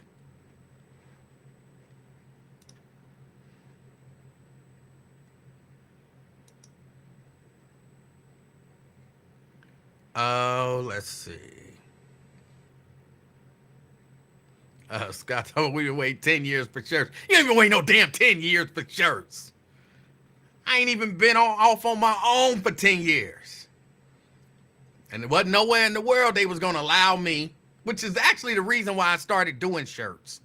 Y'all remember when we were Soul 101.5? Y'all remember that? My idea for our t-shirts for the company was the Soul 101.5 logo, either on the front or the back. I thought on the back. And an old school, soul song music quote on the front. Like, dress me up for battle when all I want is peace. Those of us who pay the price come home with the least. Put that on the front, put soul on the back. and boom, we can give out the shirts. That was my idea. And so I liked the idea. And that was when I started talking about or learning how to do screen printing and do shirts. And then they said no to that idea. So I was like, well, I'll just learn how to do it anyway. And now I actually make a little bit of money doing it. And I'm not even, and that's the crazy thing. I think if I was out here hustling, I could make more money doing it. But I don't go to anybody and ask them, hey, I want to print this shirt for you, or I want to print that shirt for you. But legitimately, I turn away jobs now because people are hunting me down saying, hey, I got a shirt I need you to do. Oh, can you do this for me? I need this many, I need that many. And I'll be like, I don't know, I'm not 100% there yet. I'm like 90% there to where, what I'm saying, I got a flow and all of that kind of stuff. I got 1 or 2 pieces of equipment to make life easier for me. And once I get that, then I'll be doing stuff all the time. But yeah, I'll be turning some jobs away. So it's a blessing. It really is a blessing. Because it's just a hobby that I stumbled upon. And, again, now I can make a little money doing it. And once I get these 1 or 2 pieces of equipment, then I'll be able to do it more productively. And just the fact that y'all know me, I ain't advertised nothing. I don't be on even on social media, like, hey, if you need some shirts done, holla at your boy, and none of that kind of stuff. I don't even know how most of the people who holler at me know that I print shirts. And I'll be like, how did you get my number? You know what I'm saying? I don't know you. How did you get my number? Like, oh, so-and-so told me, and I'll need some shirts for this. Can you hook me up? Da-da-da-da-da. And, I'll talk to him, and I'll be like, okay, I can do that. Or, sometimes I'll be like, I can't do that. That's a little... you need to go somebody more experienced and all of that kind of stuff. You need to holler at somebody with more experience and can, do it. Or every once in a while I'll be like, you know what? I don't like that. I don't like that shirt. So I'm not comfortable doing that. I gotta feel it. I gotta feel it. And it's a blessing. It really is to be in that position. Now, look, I'm not making no 6 figures. I'm not making no 6 figures. But again, I'm not out here hustling either. I'm not out here hustling. Once I get to the point where I feel like, I need to get out here and hustle, I think you could make 6 figures doing this. But you really got to hustle. But, yeah. All of that to say, yes, I'll be getting the website together. I'll be getting the website together tonight. So thank you, Scott and Key, for helping me work that out in my mind. Thank you. Can you do 50 shirts for a family reunion? I could. Holler at me. Send me a message. Do people say inbox me? Send me a message on Facebook. Send me a message on Facebook. Or you could send me an email. My email address is firstname@yahoo. That's until I get the because I don't technically have a business. So that's just my personal email, Emanuel Livingston @yahoo.com. So yeah, send me a message. We'll holler. I'll be able to tell you, yeah, I can do that, or no, I can't do that. I'm not going to take on no more than I can do. So, that's my thing. I feel like I have to keep my reputation to a certain point. Mr. Livingston be getting mad at me because I got a whole lot of shirts upstairs that I done messed up. And it'd be little bitty mess ups. Little bitty mess ups. And she'd be like, I'd be like, do you see it? And she'd be like, I don't see anything wrong with that shirt. And I'd be like, look, right here. See, that's supposed to be here, but it's here. She'd be like, nobody know that, but I know it. But I know it. She'd be like, but I didn't even know that it was supposed to be. Now, don't get me wrong. If she know what a thing is supposed to be, and I say, what about this? She'd be like, ain't that supposed to be over there just a little bit? She's my QC. She is my QC.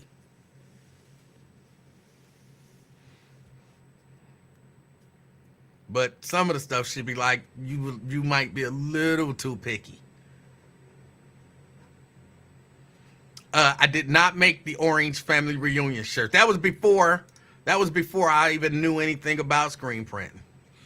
Yeah, no, we got those from what's the big company? The big company that do shirts, that advertise everywhere. But we got those from those.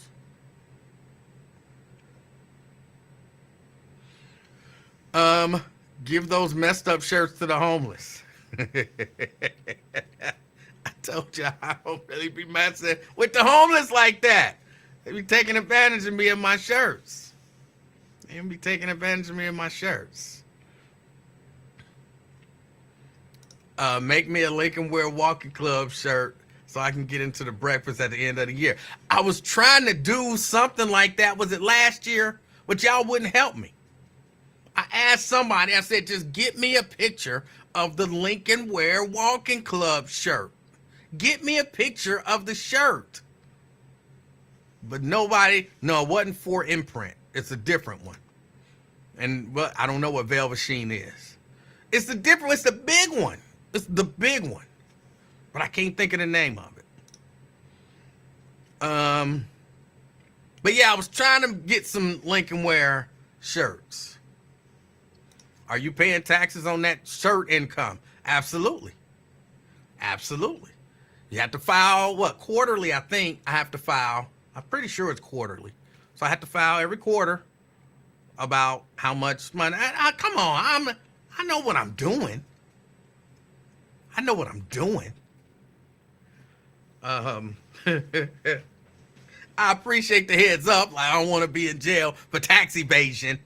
For some t-shirts. So I appreciate the heads up, but yes, I do. I do. Quit lying. I had the t-shirt. Nobody ever sent me a picture of the t-shirt. Y'all remember, I asked all last year. Now, I wasn't going to make t-shirts, for people to get into the breakfast. I was going to make kind of a t-shirt spoofing his t-shirt. Like, instead of it saying the Lincoln Wear Walking Club. Because somebody told me, they tried to describe it to me and say they had footprints on it and, said whatever. And I was like, okay. Now, remember my brother saying to me, why you want to do that? I was going to make a shirt that said the Lincoln, misspelling Lincoln, Linking, Wear, spelled W-E-A-R, Walking Cub, C-U-B, and the footprints were going to be little paw prints. So it was going to be the Lincoln Wear Walking Cub instead of the Lincoln Wear Walking Club. Just a little spoof, something to have fun. That's before we was beefing. We wasn't beefing at the time. So I was going to make the shirt and show up to the Lincoln Wear Walking Club wearing my Lincoln Wear Walking Cub shirt.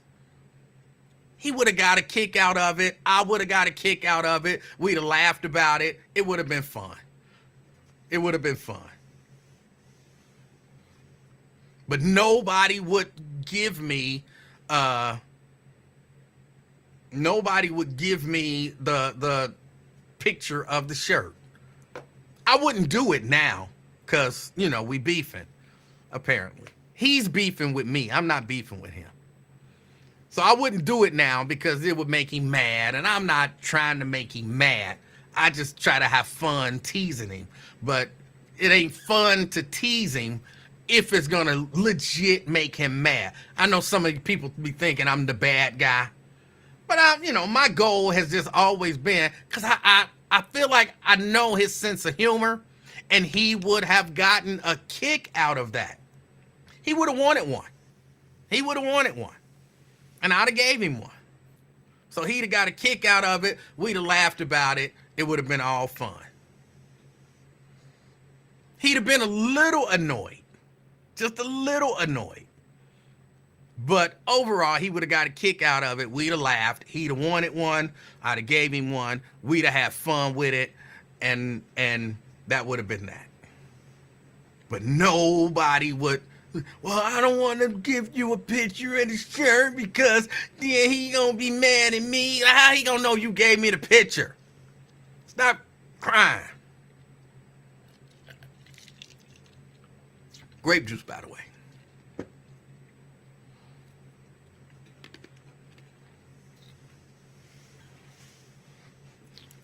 I like to make him, Crystal, I always like to make him laugh. Make him a little annoyed and make him laugh. That's why I know, that's when you know it's good.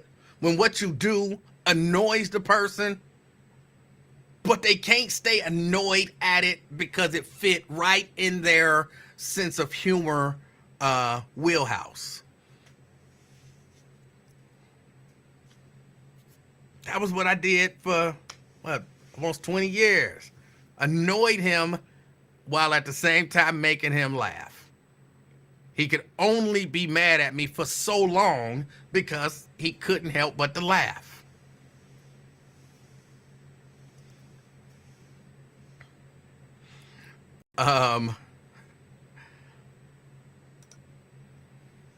No grape juice. I love grape juice. I love grape juice. Y'all, what else? What else is going on? So we've come to the conclusion we're not helping the homeless.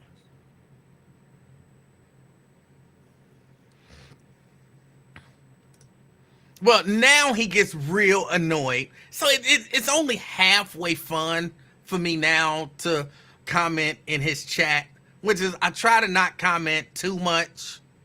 It's only halfway fun because it used to be I knew he would be annoyed, but I could always see the smile, the almost laugh on his face through the annoyance. But now that he's beefing with me, he just see it. I can tell that he see it and he want to read it, but he don't read it because he beefing with me and he can't give in. So it's not as fun as it used to be, especially when he was trying to ignore me, but he couldn't. And I would post stuff and I would be able to tell he read it. Number one, because like I say, he's not a strong reader, so his lips would be moving. And so you could kind of read his lips and tell, oh, he read my comment. And then he would kind of smirk. And I'm like, yes, he got it. He got it. And he going to ignore it, but he had to laugh at it because he know it's funny. It might not be classically funny. It might not be classically funny, but we worked together for 20 years. We got a million inside jokes. So some of the stuff I'll be posting where y'all look at it and y'all be like, that's mean, or that don't make no sense, or, you know, whatever. It's probably like one of our million inside jokes that I'm posting that he gonna read, he gonna understand exactly what it means, and everybody else gonna be like, that don't even make no sense. So, yeah. Don't forget the spaghetti. I'm not going to no spaghetti dinner, bro. I'm not going to no spaghetti dinner. I'm not anti-spaghetti. I'm not with that. I'm not with that.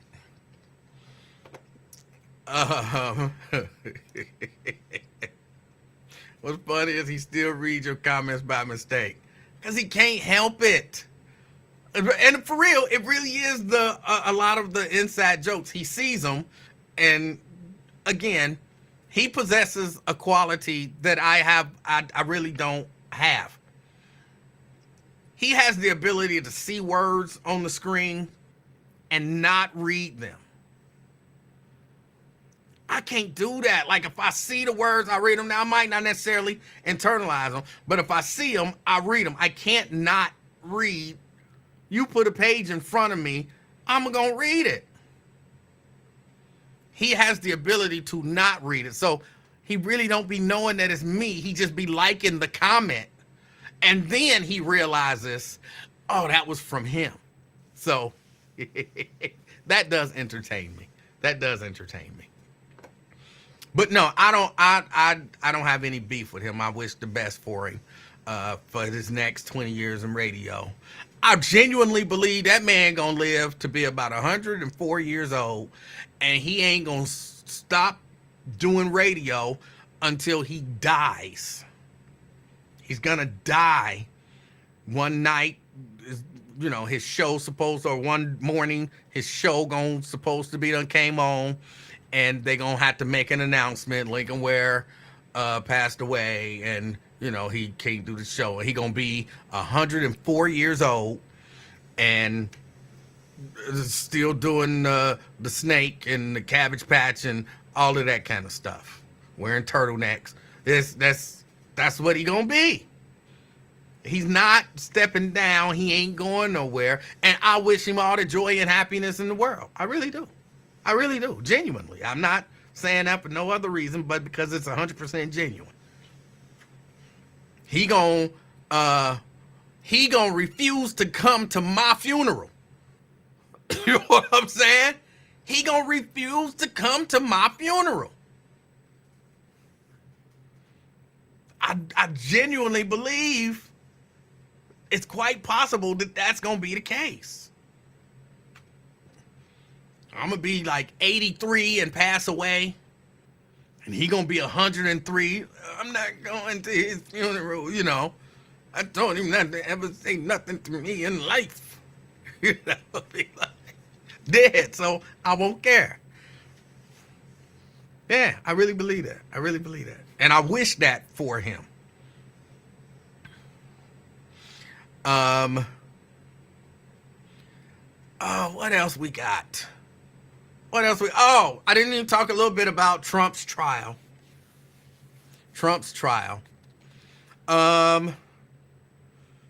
Let's see.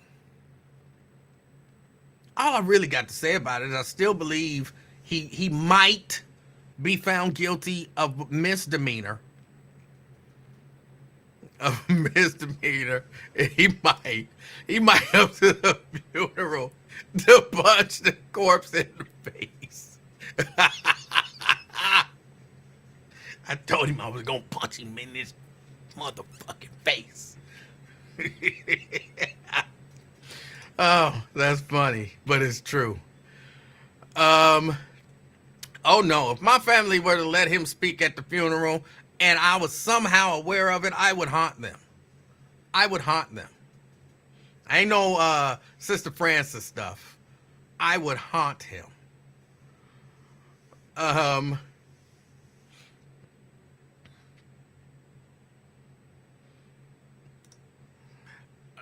Did y'all see dude face who burned himself? I want to laugh, but I can't. I didn't. I mean, I saw his mug shots.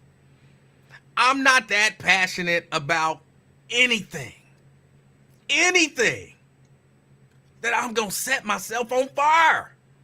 I'm not that. I'm sorry. And I'm passionate about some stuff. I'm not that passionate about a damn thing. Because number one, what does it solve? What did it solve? You throw some pamphlets in the air, douse yourself with a liquid, and set yourself on fire. What did you think that was going to accomplish?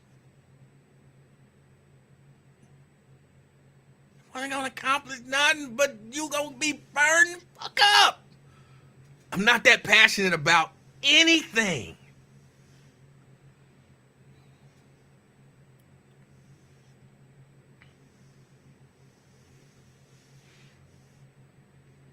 Same say, why did he set himself on fire? I don't know. He believed in whatever he believed in.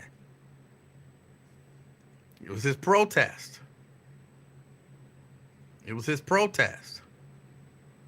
He gonna get a reality show. Who?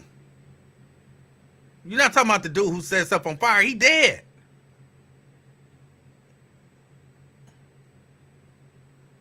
He dead.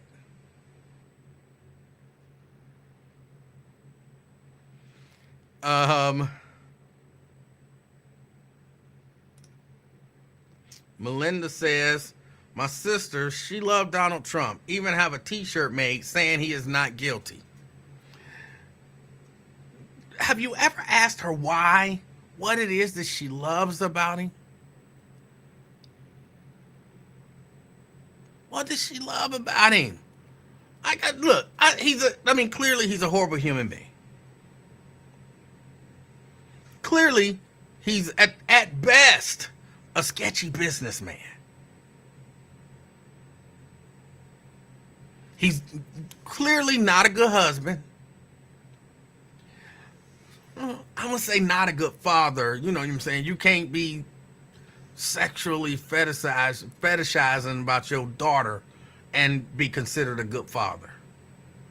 But that's in the questionable piece. Some of the stuff he said, I don't know if he actually mean that stuff or, if he was just trolling, but I don't think he was trolling.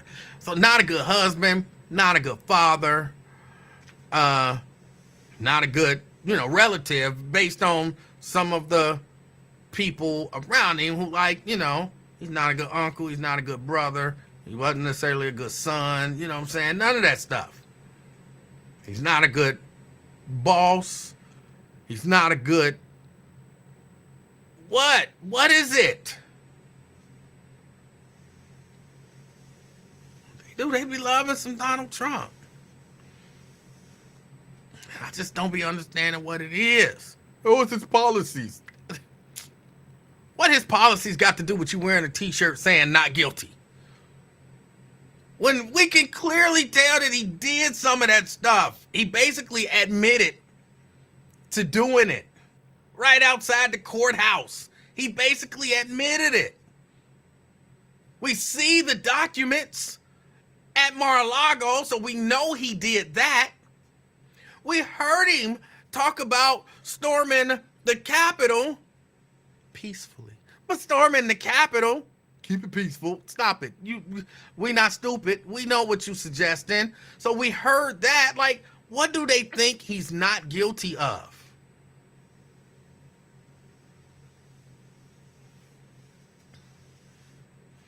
He has basically admitted to being guilty to everything he's charged with. Or he didn't admit it, but we know that he did it.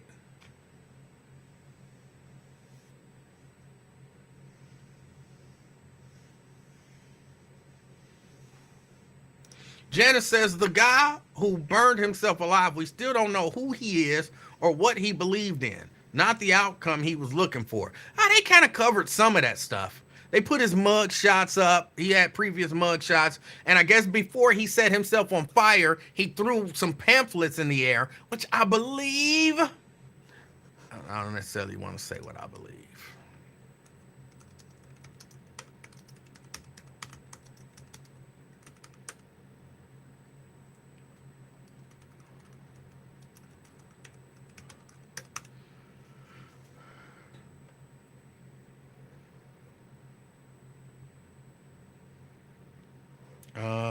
Let's see. They say he was a gentle soul.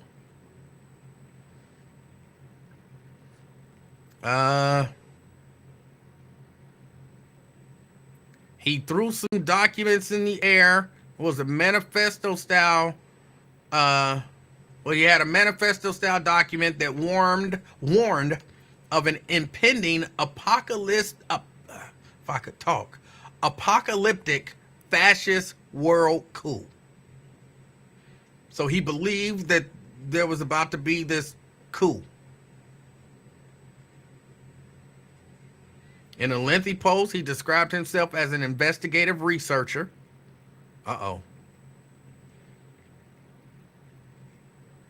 He was super curious about social justice and the way things could be. I'm trying to read through this to see. He threw some pamphlets in the park.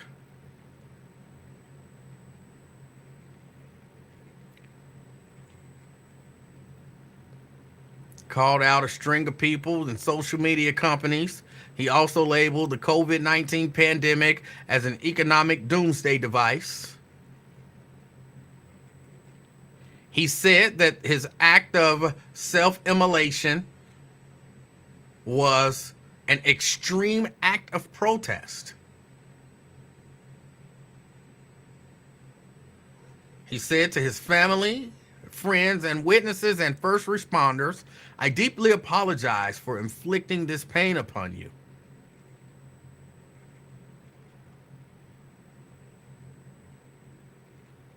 Okay. Well, he knew what he was going to do. Well, he told him, "I've set myself on fire outside the Trump trial." That's what he posted on social media before he did it.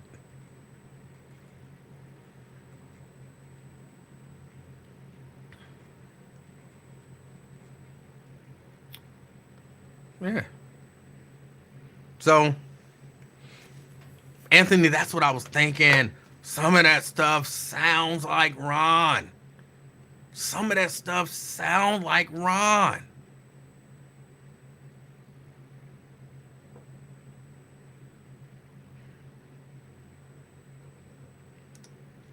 Preston says, "Damn, you make him sound like a horrible person." He is! Donald Trump, by, I'm going to say, all reasonable accounts, is a horrible human. Yes, he's a horrible parent, a horrible husband, a horrible relative, a horrible citizen. He's a horrible person.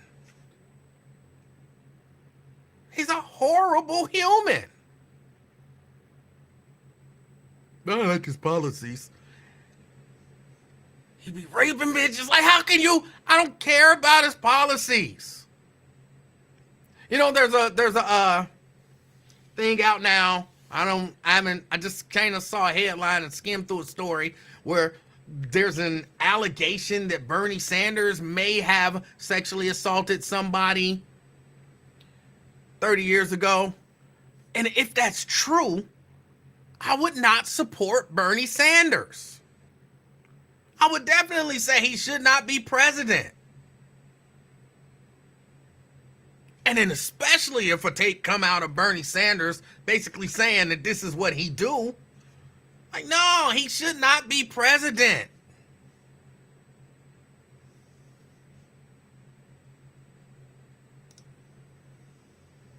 He might have been horrible, but I had more money in my account and things were cheaper. Well, it was 4 years ago. Yes, things were cheaper 4 years ago than they are now. And things were cheaper 8 years ago than they were 4 years ago. Prices on things just keep going up. It's not going to stop. It might move a little slower, but prices on things are going to keep going up. Why do y'all think that prices are going to go down?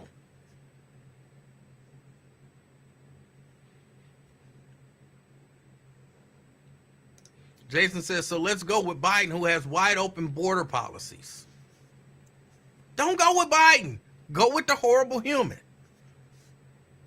Because, and I think he has said so, he himself wants to be a dictator. So it kind of won't matter the border.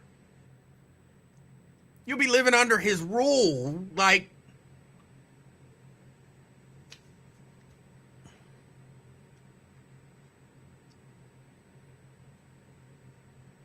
oh, Preston said he was being sarcastic. Okay, my bad.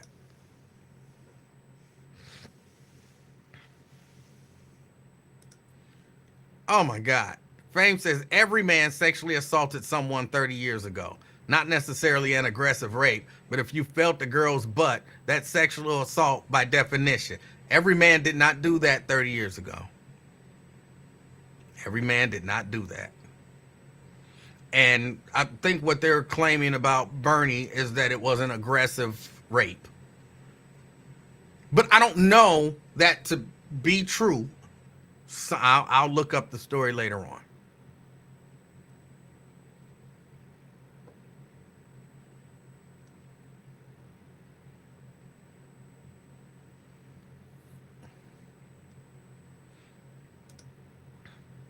Ron says, miss me with that B, Emanuel.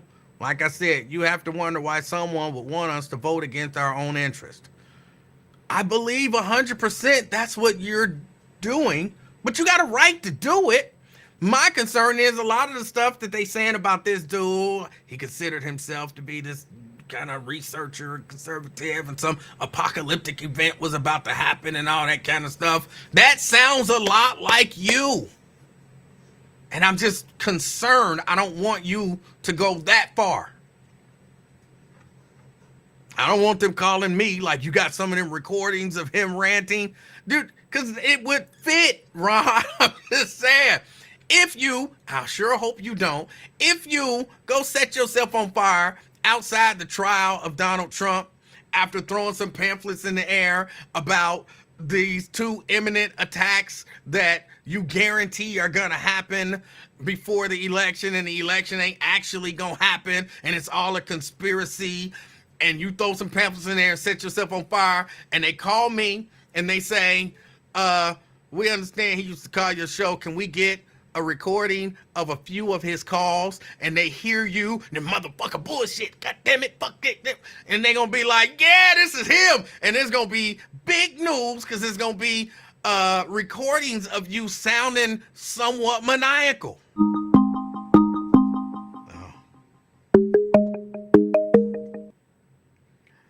Ron. You knew I was gonna call your ass. I did not. Man, you better get off that bullshit. But first of all, look, listen to me. Now, they coined the word conspiracy theorist. The CIA did that. Now you know why the CIA did that, right? No, why? And you know why the CIA did it. No, why? You know they. Oh, okay. It's a known document, it's a known fact that the CIA coined conspiracy theorists and conspiracy theory in order to combat those who are free thinkers and who are forward thinkers. So, I mean, I can, I'll take that conspiracy theorist all day. But now,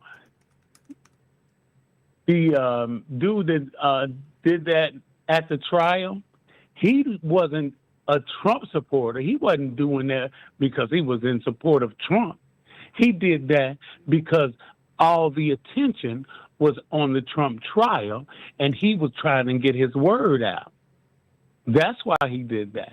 Now, it's a trip how, people can manipulate stuff like that. How you just manipulated that stuff. What did I manipulate? You manipulated that as it was a Trump supporter.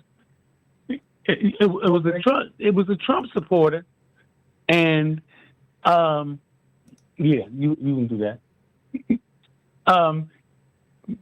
You manipulated that because you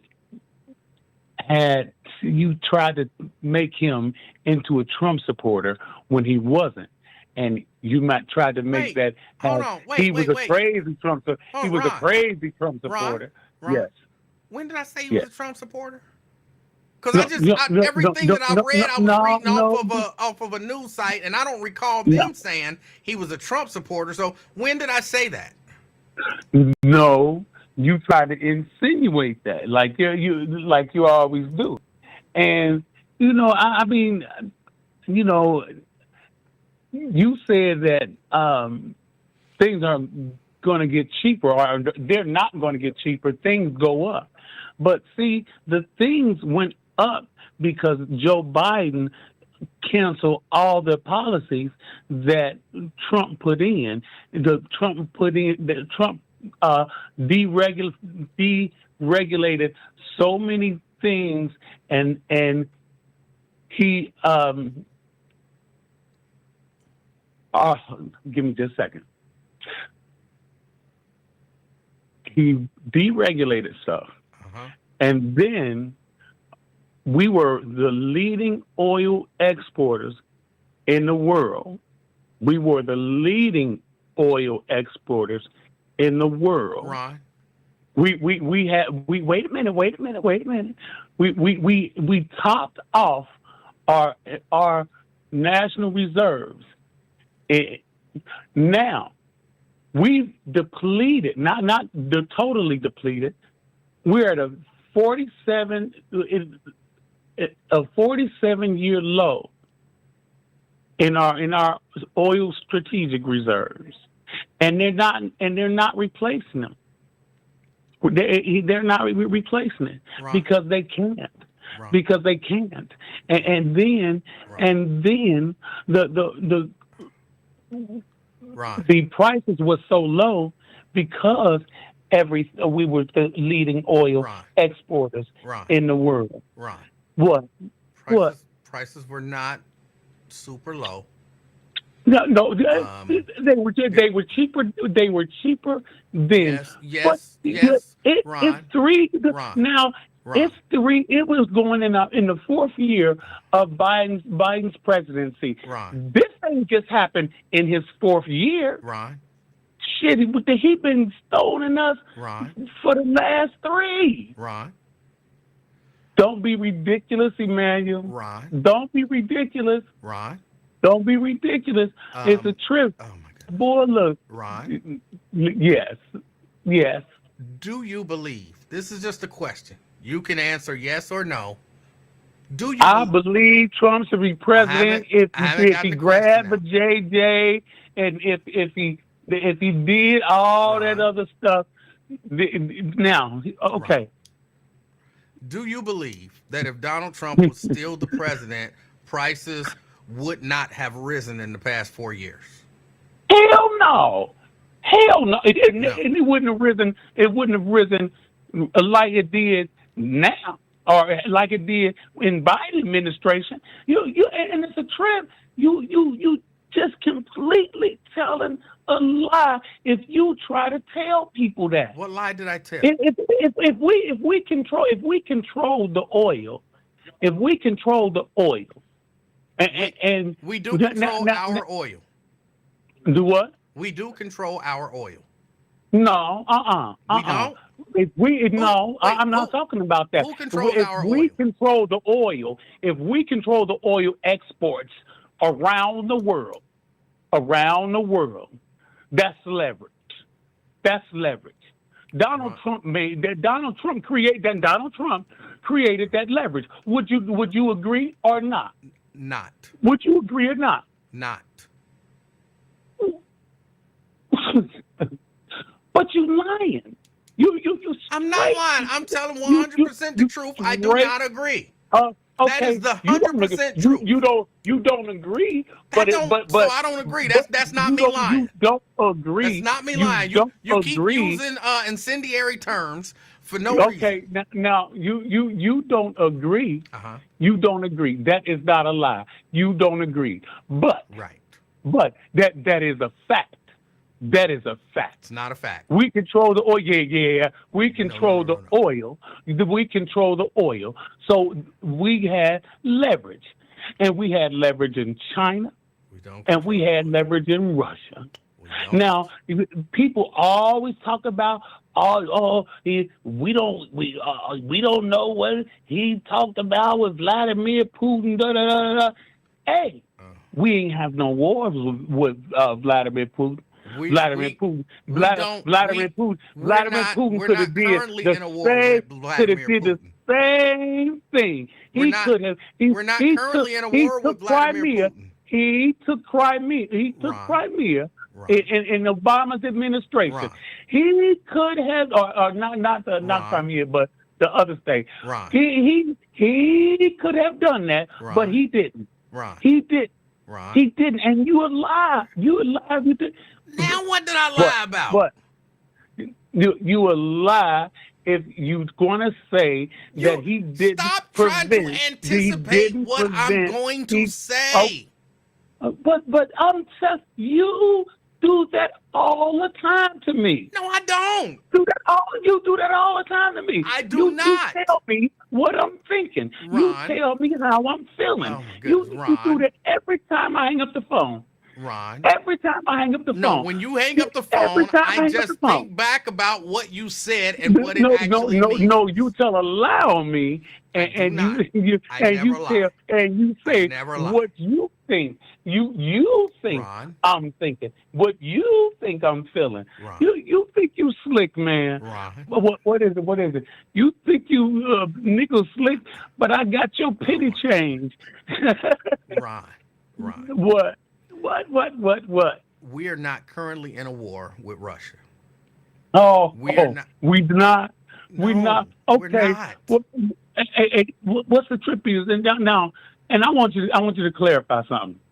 So now I told you that it'll be 2 terrorist attacks before the election, right? You did.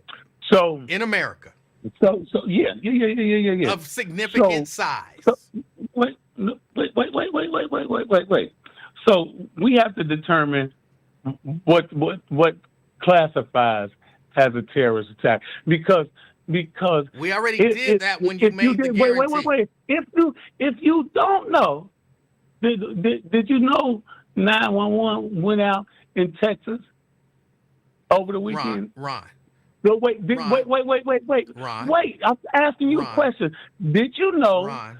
Did you know? Ron. Did you know Ron, that we 911? dealt with this when you made the guarantee because I wanted to make sure that No, you wasn't going to try to say I'm asking you no a question. BS like, But the phone I'm line went down. That's a terrorist attack. Or, a bridge, a boat accidentally hit a bridge. That's a terrorist attack. Asking you a question. We were very specific about No, what would be considered that's a terrorist I'm attack. asking you a question. All right. That's fine.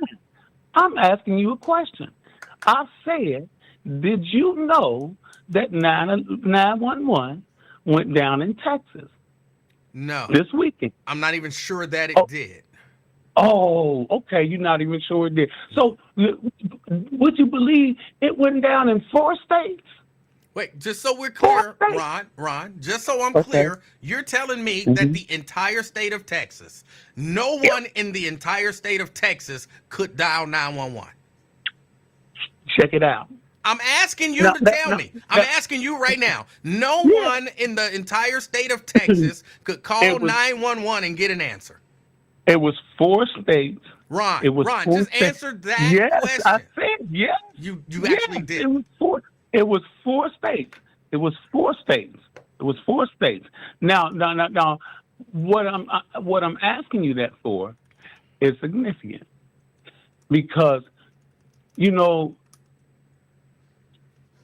always say that, I look at Fox News and that's it and all that other little stuff.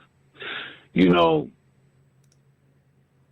won't tell you everything. Right now, the government and the media is not telling you everything that you need to know. They're not. Ron. And then wait Ron. a minute. Ron. No. I just looked it up, and what you and said is factually inaccurate. What you said is factually inaccurate. There were outages. There were outages in parts of Nebraska, Nevada, South Dakota, and Texas. In parts of, and they were restored. It was factually inaccurate. It wasn't. You said no one in the state of Texas. Inaccurate. It wasn't the entire state of Texas. It was factually I asked a inaccurate. very specific question, and you said that no one in the entire state of Texas could have called 911 and got an answer, and that is not true. That is factually inaccurate. It was factually inaccurate. But did you know? Did I know that was? I had a good idea when you said it that it was factually inaccurate. Wait a minute. No. Did you know about all those states? No. Oh, okay. Now that's what I was saying. What does that have to do with a terrorist attack in the United States before the election? When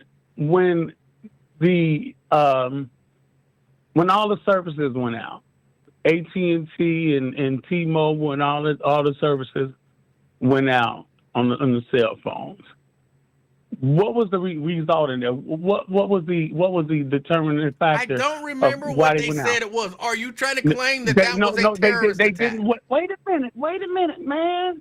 So don't get all uptight. I'm not. I'm not just asking. Are you trying What? to claim that as a terrorist attack? No. Okay. I'm trying to make a point. When are we going to get to the terrorist attack part? Okay. Well, I mean, the terrorist attack didn't happen, so I mean, that wasn't what I was talking about. I was talking about. No, yeah, I was saying we had to clarify it because media and the media does not show everything that happens. You have to dig.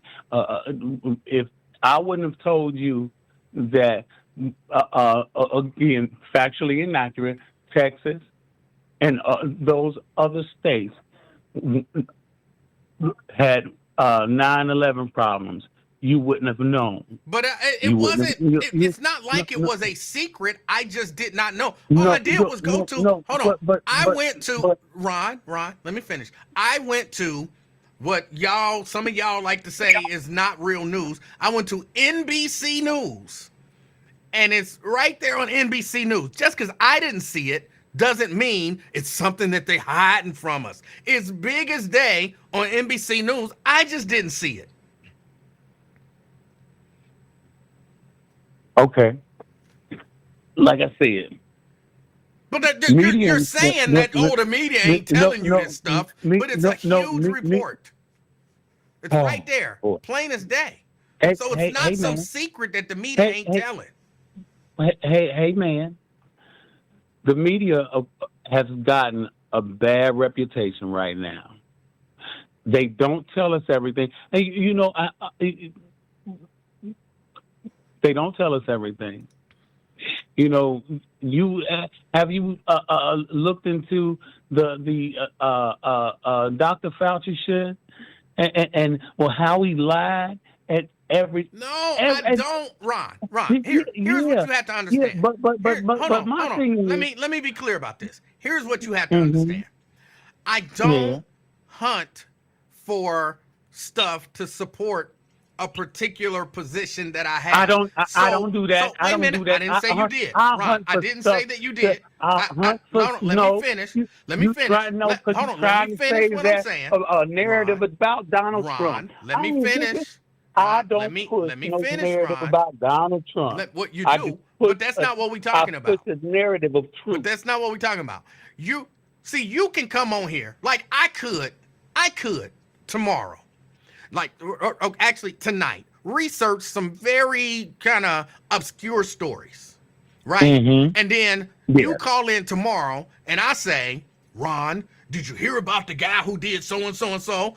And because you weren't specifically searching for the stories that I've searched, you wouldn't know them. That don't mean the media ain't telling you. That don't mean you're uninformed. That just means you didn't read those specific stories that I hunted down to trick you. Or to say, bet you didn't hear about this.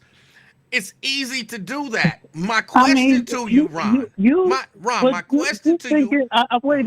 Wait a minute. Hold on. But let me ask the question, and then you can say whatever. My question to you is, these things that you're bringing up, you brought them up in the context of, remember I told you it's going to be 2 terrorist attacks before the election. I said yes. You said, well, did you hear about 911 being down? So what you're saying, you're giving me these stories in relation to 2 terrorist attacks that you've guaranteed are going to happen. But then you say you're not tying them in to the 2 terrorist attacks. Then why would you bring them up? Ask me about them and then begin to go into these stories to talk about them if we're not talking about them as terrorist attacks. Why would you do that? Okay. You gonna let me finish? Possibly. You gonna let me finish? Possibly. Okay. Now, with my aphasia, I mix stories up. I mix up words, and I try to do the best I can. Okay.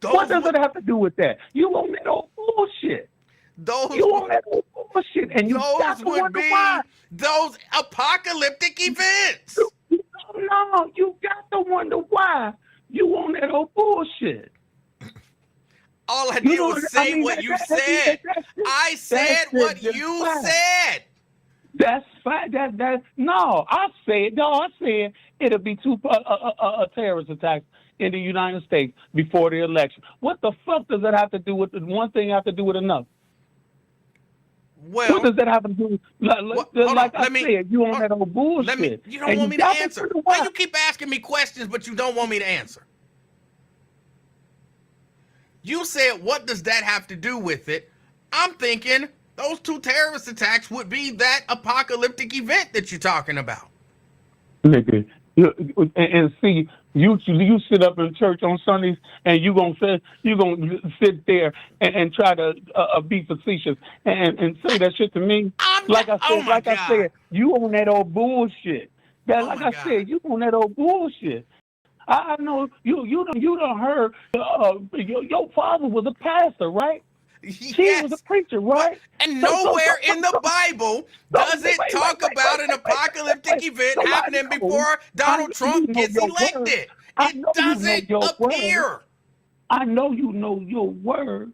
So what is it? What does it say about apocalyptic ending in the Bible? It don't say nothing about. Where do you find it? Where do you find it? It don't say nothing in there about where do you some find apocalyptic event happening before Donald Trump gets elected. Nigga, like I said, you on that old bullshit. I ask you a question. I ask you a question. What's the question? See, you don't want to spar with me. What's the question? Does the Bible sit there and say an apocalyptic ending anywhere in the Bible? Does it?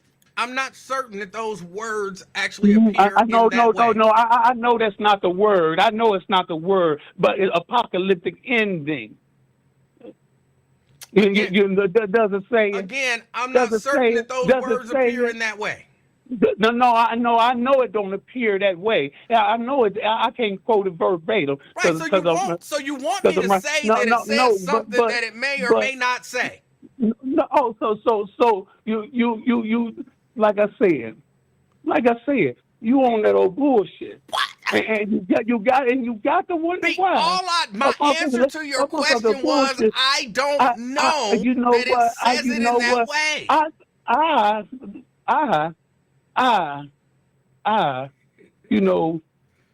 analyze stuff. Oh. I take a look and, I look at why people say shit, why people do what they do. Because you'll find out a lot about a person when you start trying to find out why motherfuckers do what they do.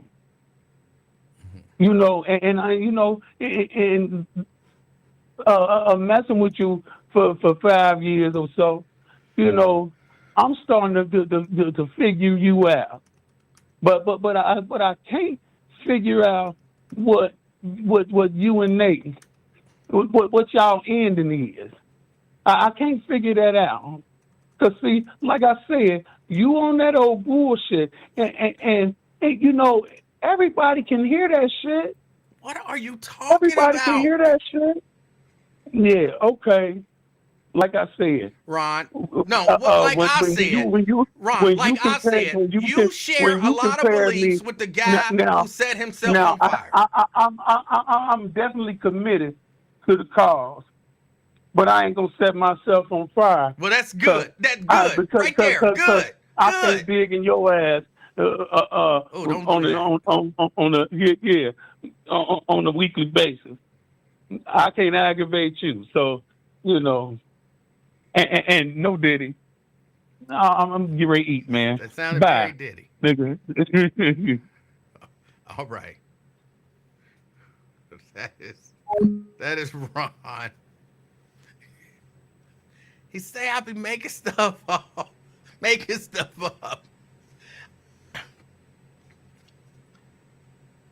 all I do is say to him what he says. And then he say I'm twisting it. But I'm not twisting it. I'm repeating. That's not, repeating is not twisting. I repeated what you said. Now, don't be mad at me. You gave us some bad information. And see, I told you, I just asked clarifying questions. He asked me, did I know about the 911 outages? I said no, because I didn't. But I asked a question, because sometimes when people give you information, you have to ask clarifying questions. And remember what I asked him? Are you telling me that no one in the entire state of Texas was able to call 911 and get an answer? And he said, yes. And then I looked it up, popped right up. It was some people, but it wasn't. So, and that, my point is, and almost anything can seem like some sort of a conspiracy, some sort of a terrorist attack, some sort of a something. If me and Mrs. Livingston's phones go out, and I say, did y'all know that phones across the state of Ohio all went out? And you're like, every phone in the state of Ohio went out? Yes. And then you look it up and you're like, oh, him and his wife's phone went out. Well, I mean, it might not have been 100% true, but the point still remains. No, the point don't still remain.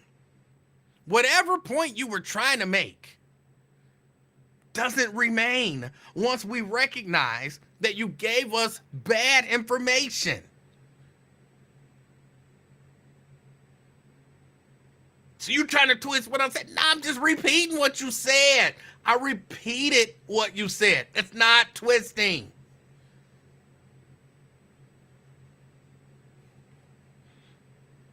Did you really think you was going to be able to say all 911 service in the state of Texas and 3 other states went out, and I wouldn't just do a quick Google search?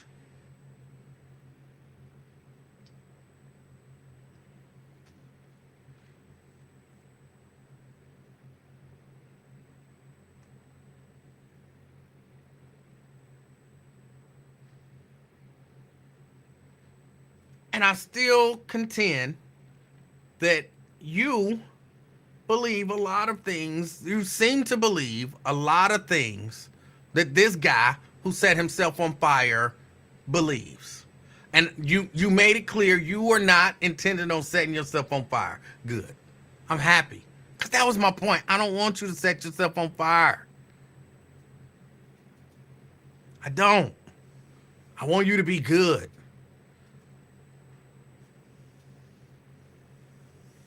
Don't do it. You said you won't. I believe you.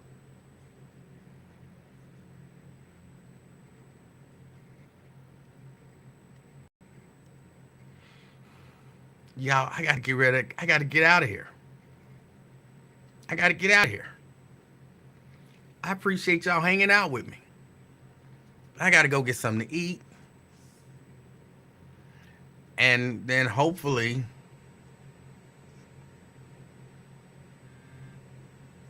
Ron says no, but you think you sleep? I think he probably meant slick. You think you're slick, but I got you. You got me. You did. You got me. Cindy says cook. Cindy, there's already food upstairs. I gotta go upstairs and get it. It's up there. I don't have to cook. It's already cooked. It's up there. Just because I say I gotta go get me something to eat, I mean I have to leave from this spot and go get something to eat, which in this case happens to already be upstairs, cooked and ready for me. That's it. So I don't have to cook, but I understand you want to save me money and all that good stuff. Oh. Jason. Hi, what's going on? How Real you quick. I was listening to Keith, and she was describing herself. She said 5'6" and built like a Coke bottle. I need a weight. I thought she said 5'8". Maybe she did say 5'6", said- but I thought She said said 5'6".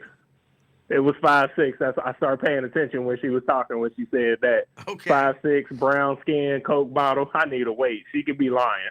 Key, come on, call back in and just give us that weight real quick. She's not calling back in. She says she is slim up top and thick. I remember that, and I got an application to pre-stalk, but I need to know that weight. I'm just messing with you, Key. I'm not a stalker. I'm nosy, not a stalker, just nosy. Oh. That's all I had. All right, Jason. All right. All right. Oh, she said she got them dimples, though. Y'all, I got to get out of here. I got to, and now Twin saying I'm extra. What did I do and or say that was extra?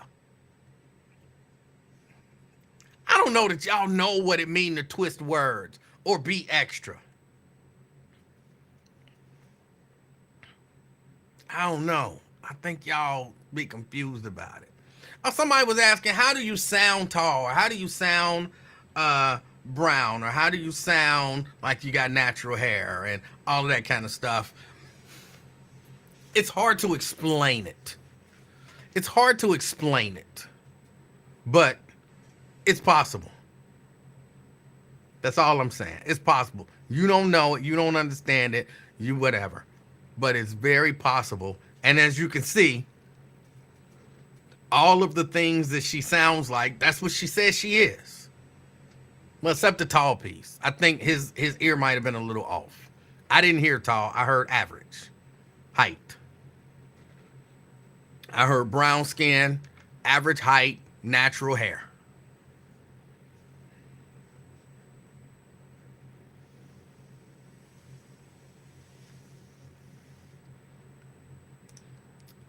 You should have just said you have food waiting upstairs. People thinking you going to grab some food. That's why I say you extra. I gotta go upstairs and get it. I have to go grab some food. It's upstairs.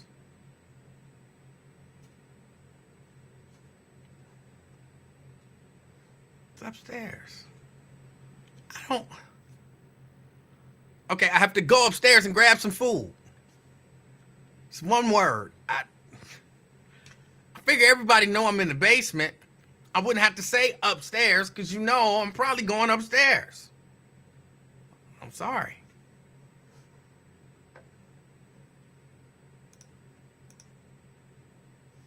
Ron LaDonna says braids. As long as it's natural. Natural, yeah.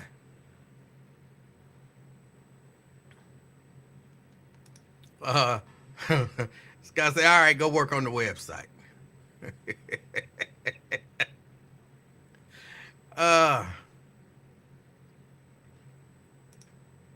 Janice says, it is interesting to finally see someone who you've only heard. Rarely do they look like they sound. That's true. But you can get certain details and features.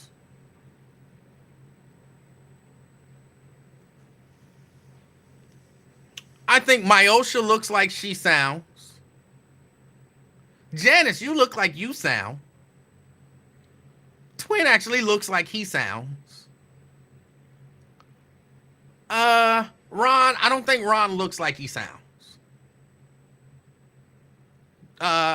Jerika looks like she sounds. I'm just trying to think of the people in here that I've met. A lot of people do look like they sound though. But maybe though you have to tune your kind of radar. Having answered these phones and everything for a long time. Crystal says, do you remember seeing me? I don't. Where did I see you?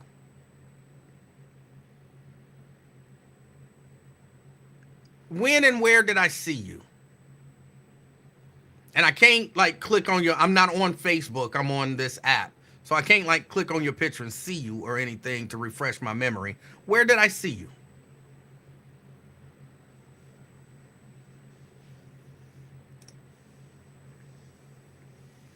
Y'all really like think people look like they sound? A lot of times they do. But again, you have to tune, you have to, have met a number of people and all that kind of stuff.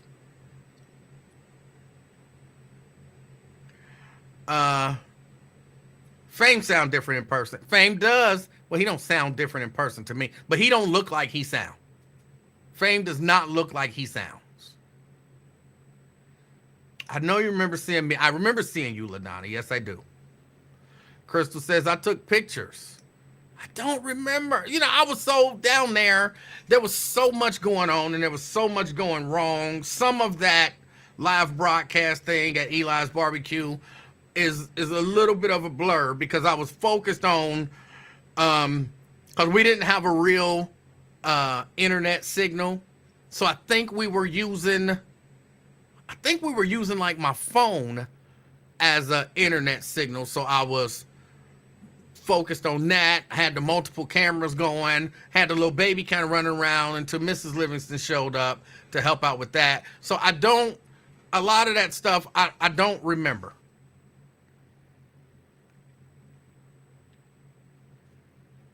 I don't remember. So if I see you again, just introduce yourself. I'll remember your voice, or I'll remember your face, and you look familiar, but I don't know where I know you from. It'll be one of those things.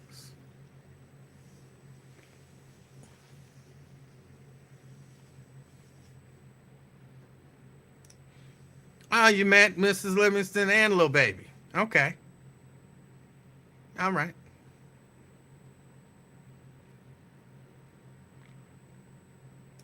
My voice fits but that's because you can see me.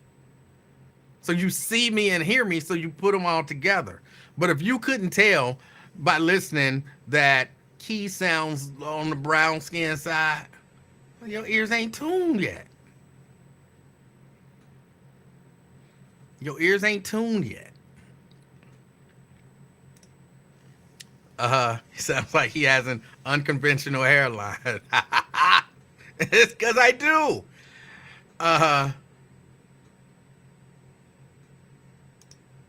Say, Crystal, if he go back, they showed you on Facebook. Okay, I don't remember. But I'll probably remember your face, and then I'll be able to put the two together. All right, y'all. I got to get ready to get out of here. I have to go upstairs and grab something to eat. And, hopefully get to working on the website. All right. I appreciate everybody hanging out with me, supporting me. I really do. It's not raining over here. I don't know if it's raining where you are, but if you are out and about, or even if you're just at home with somebody, even if you're at home alone, call somebody. Just be the reason that somebody smiles today. Till next time. I'm out, y'all.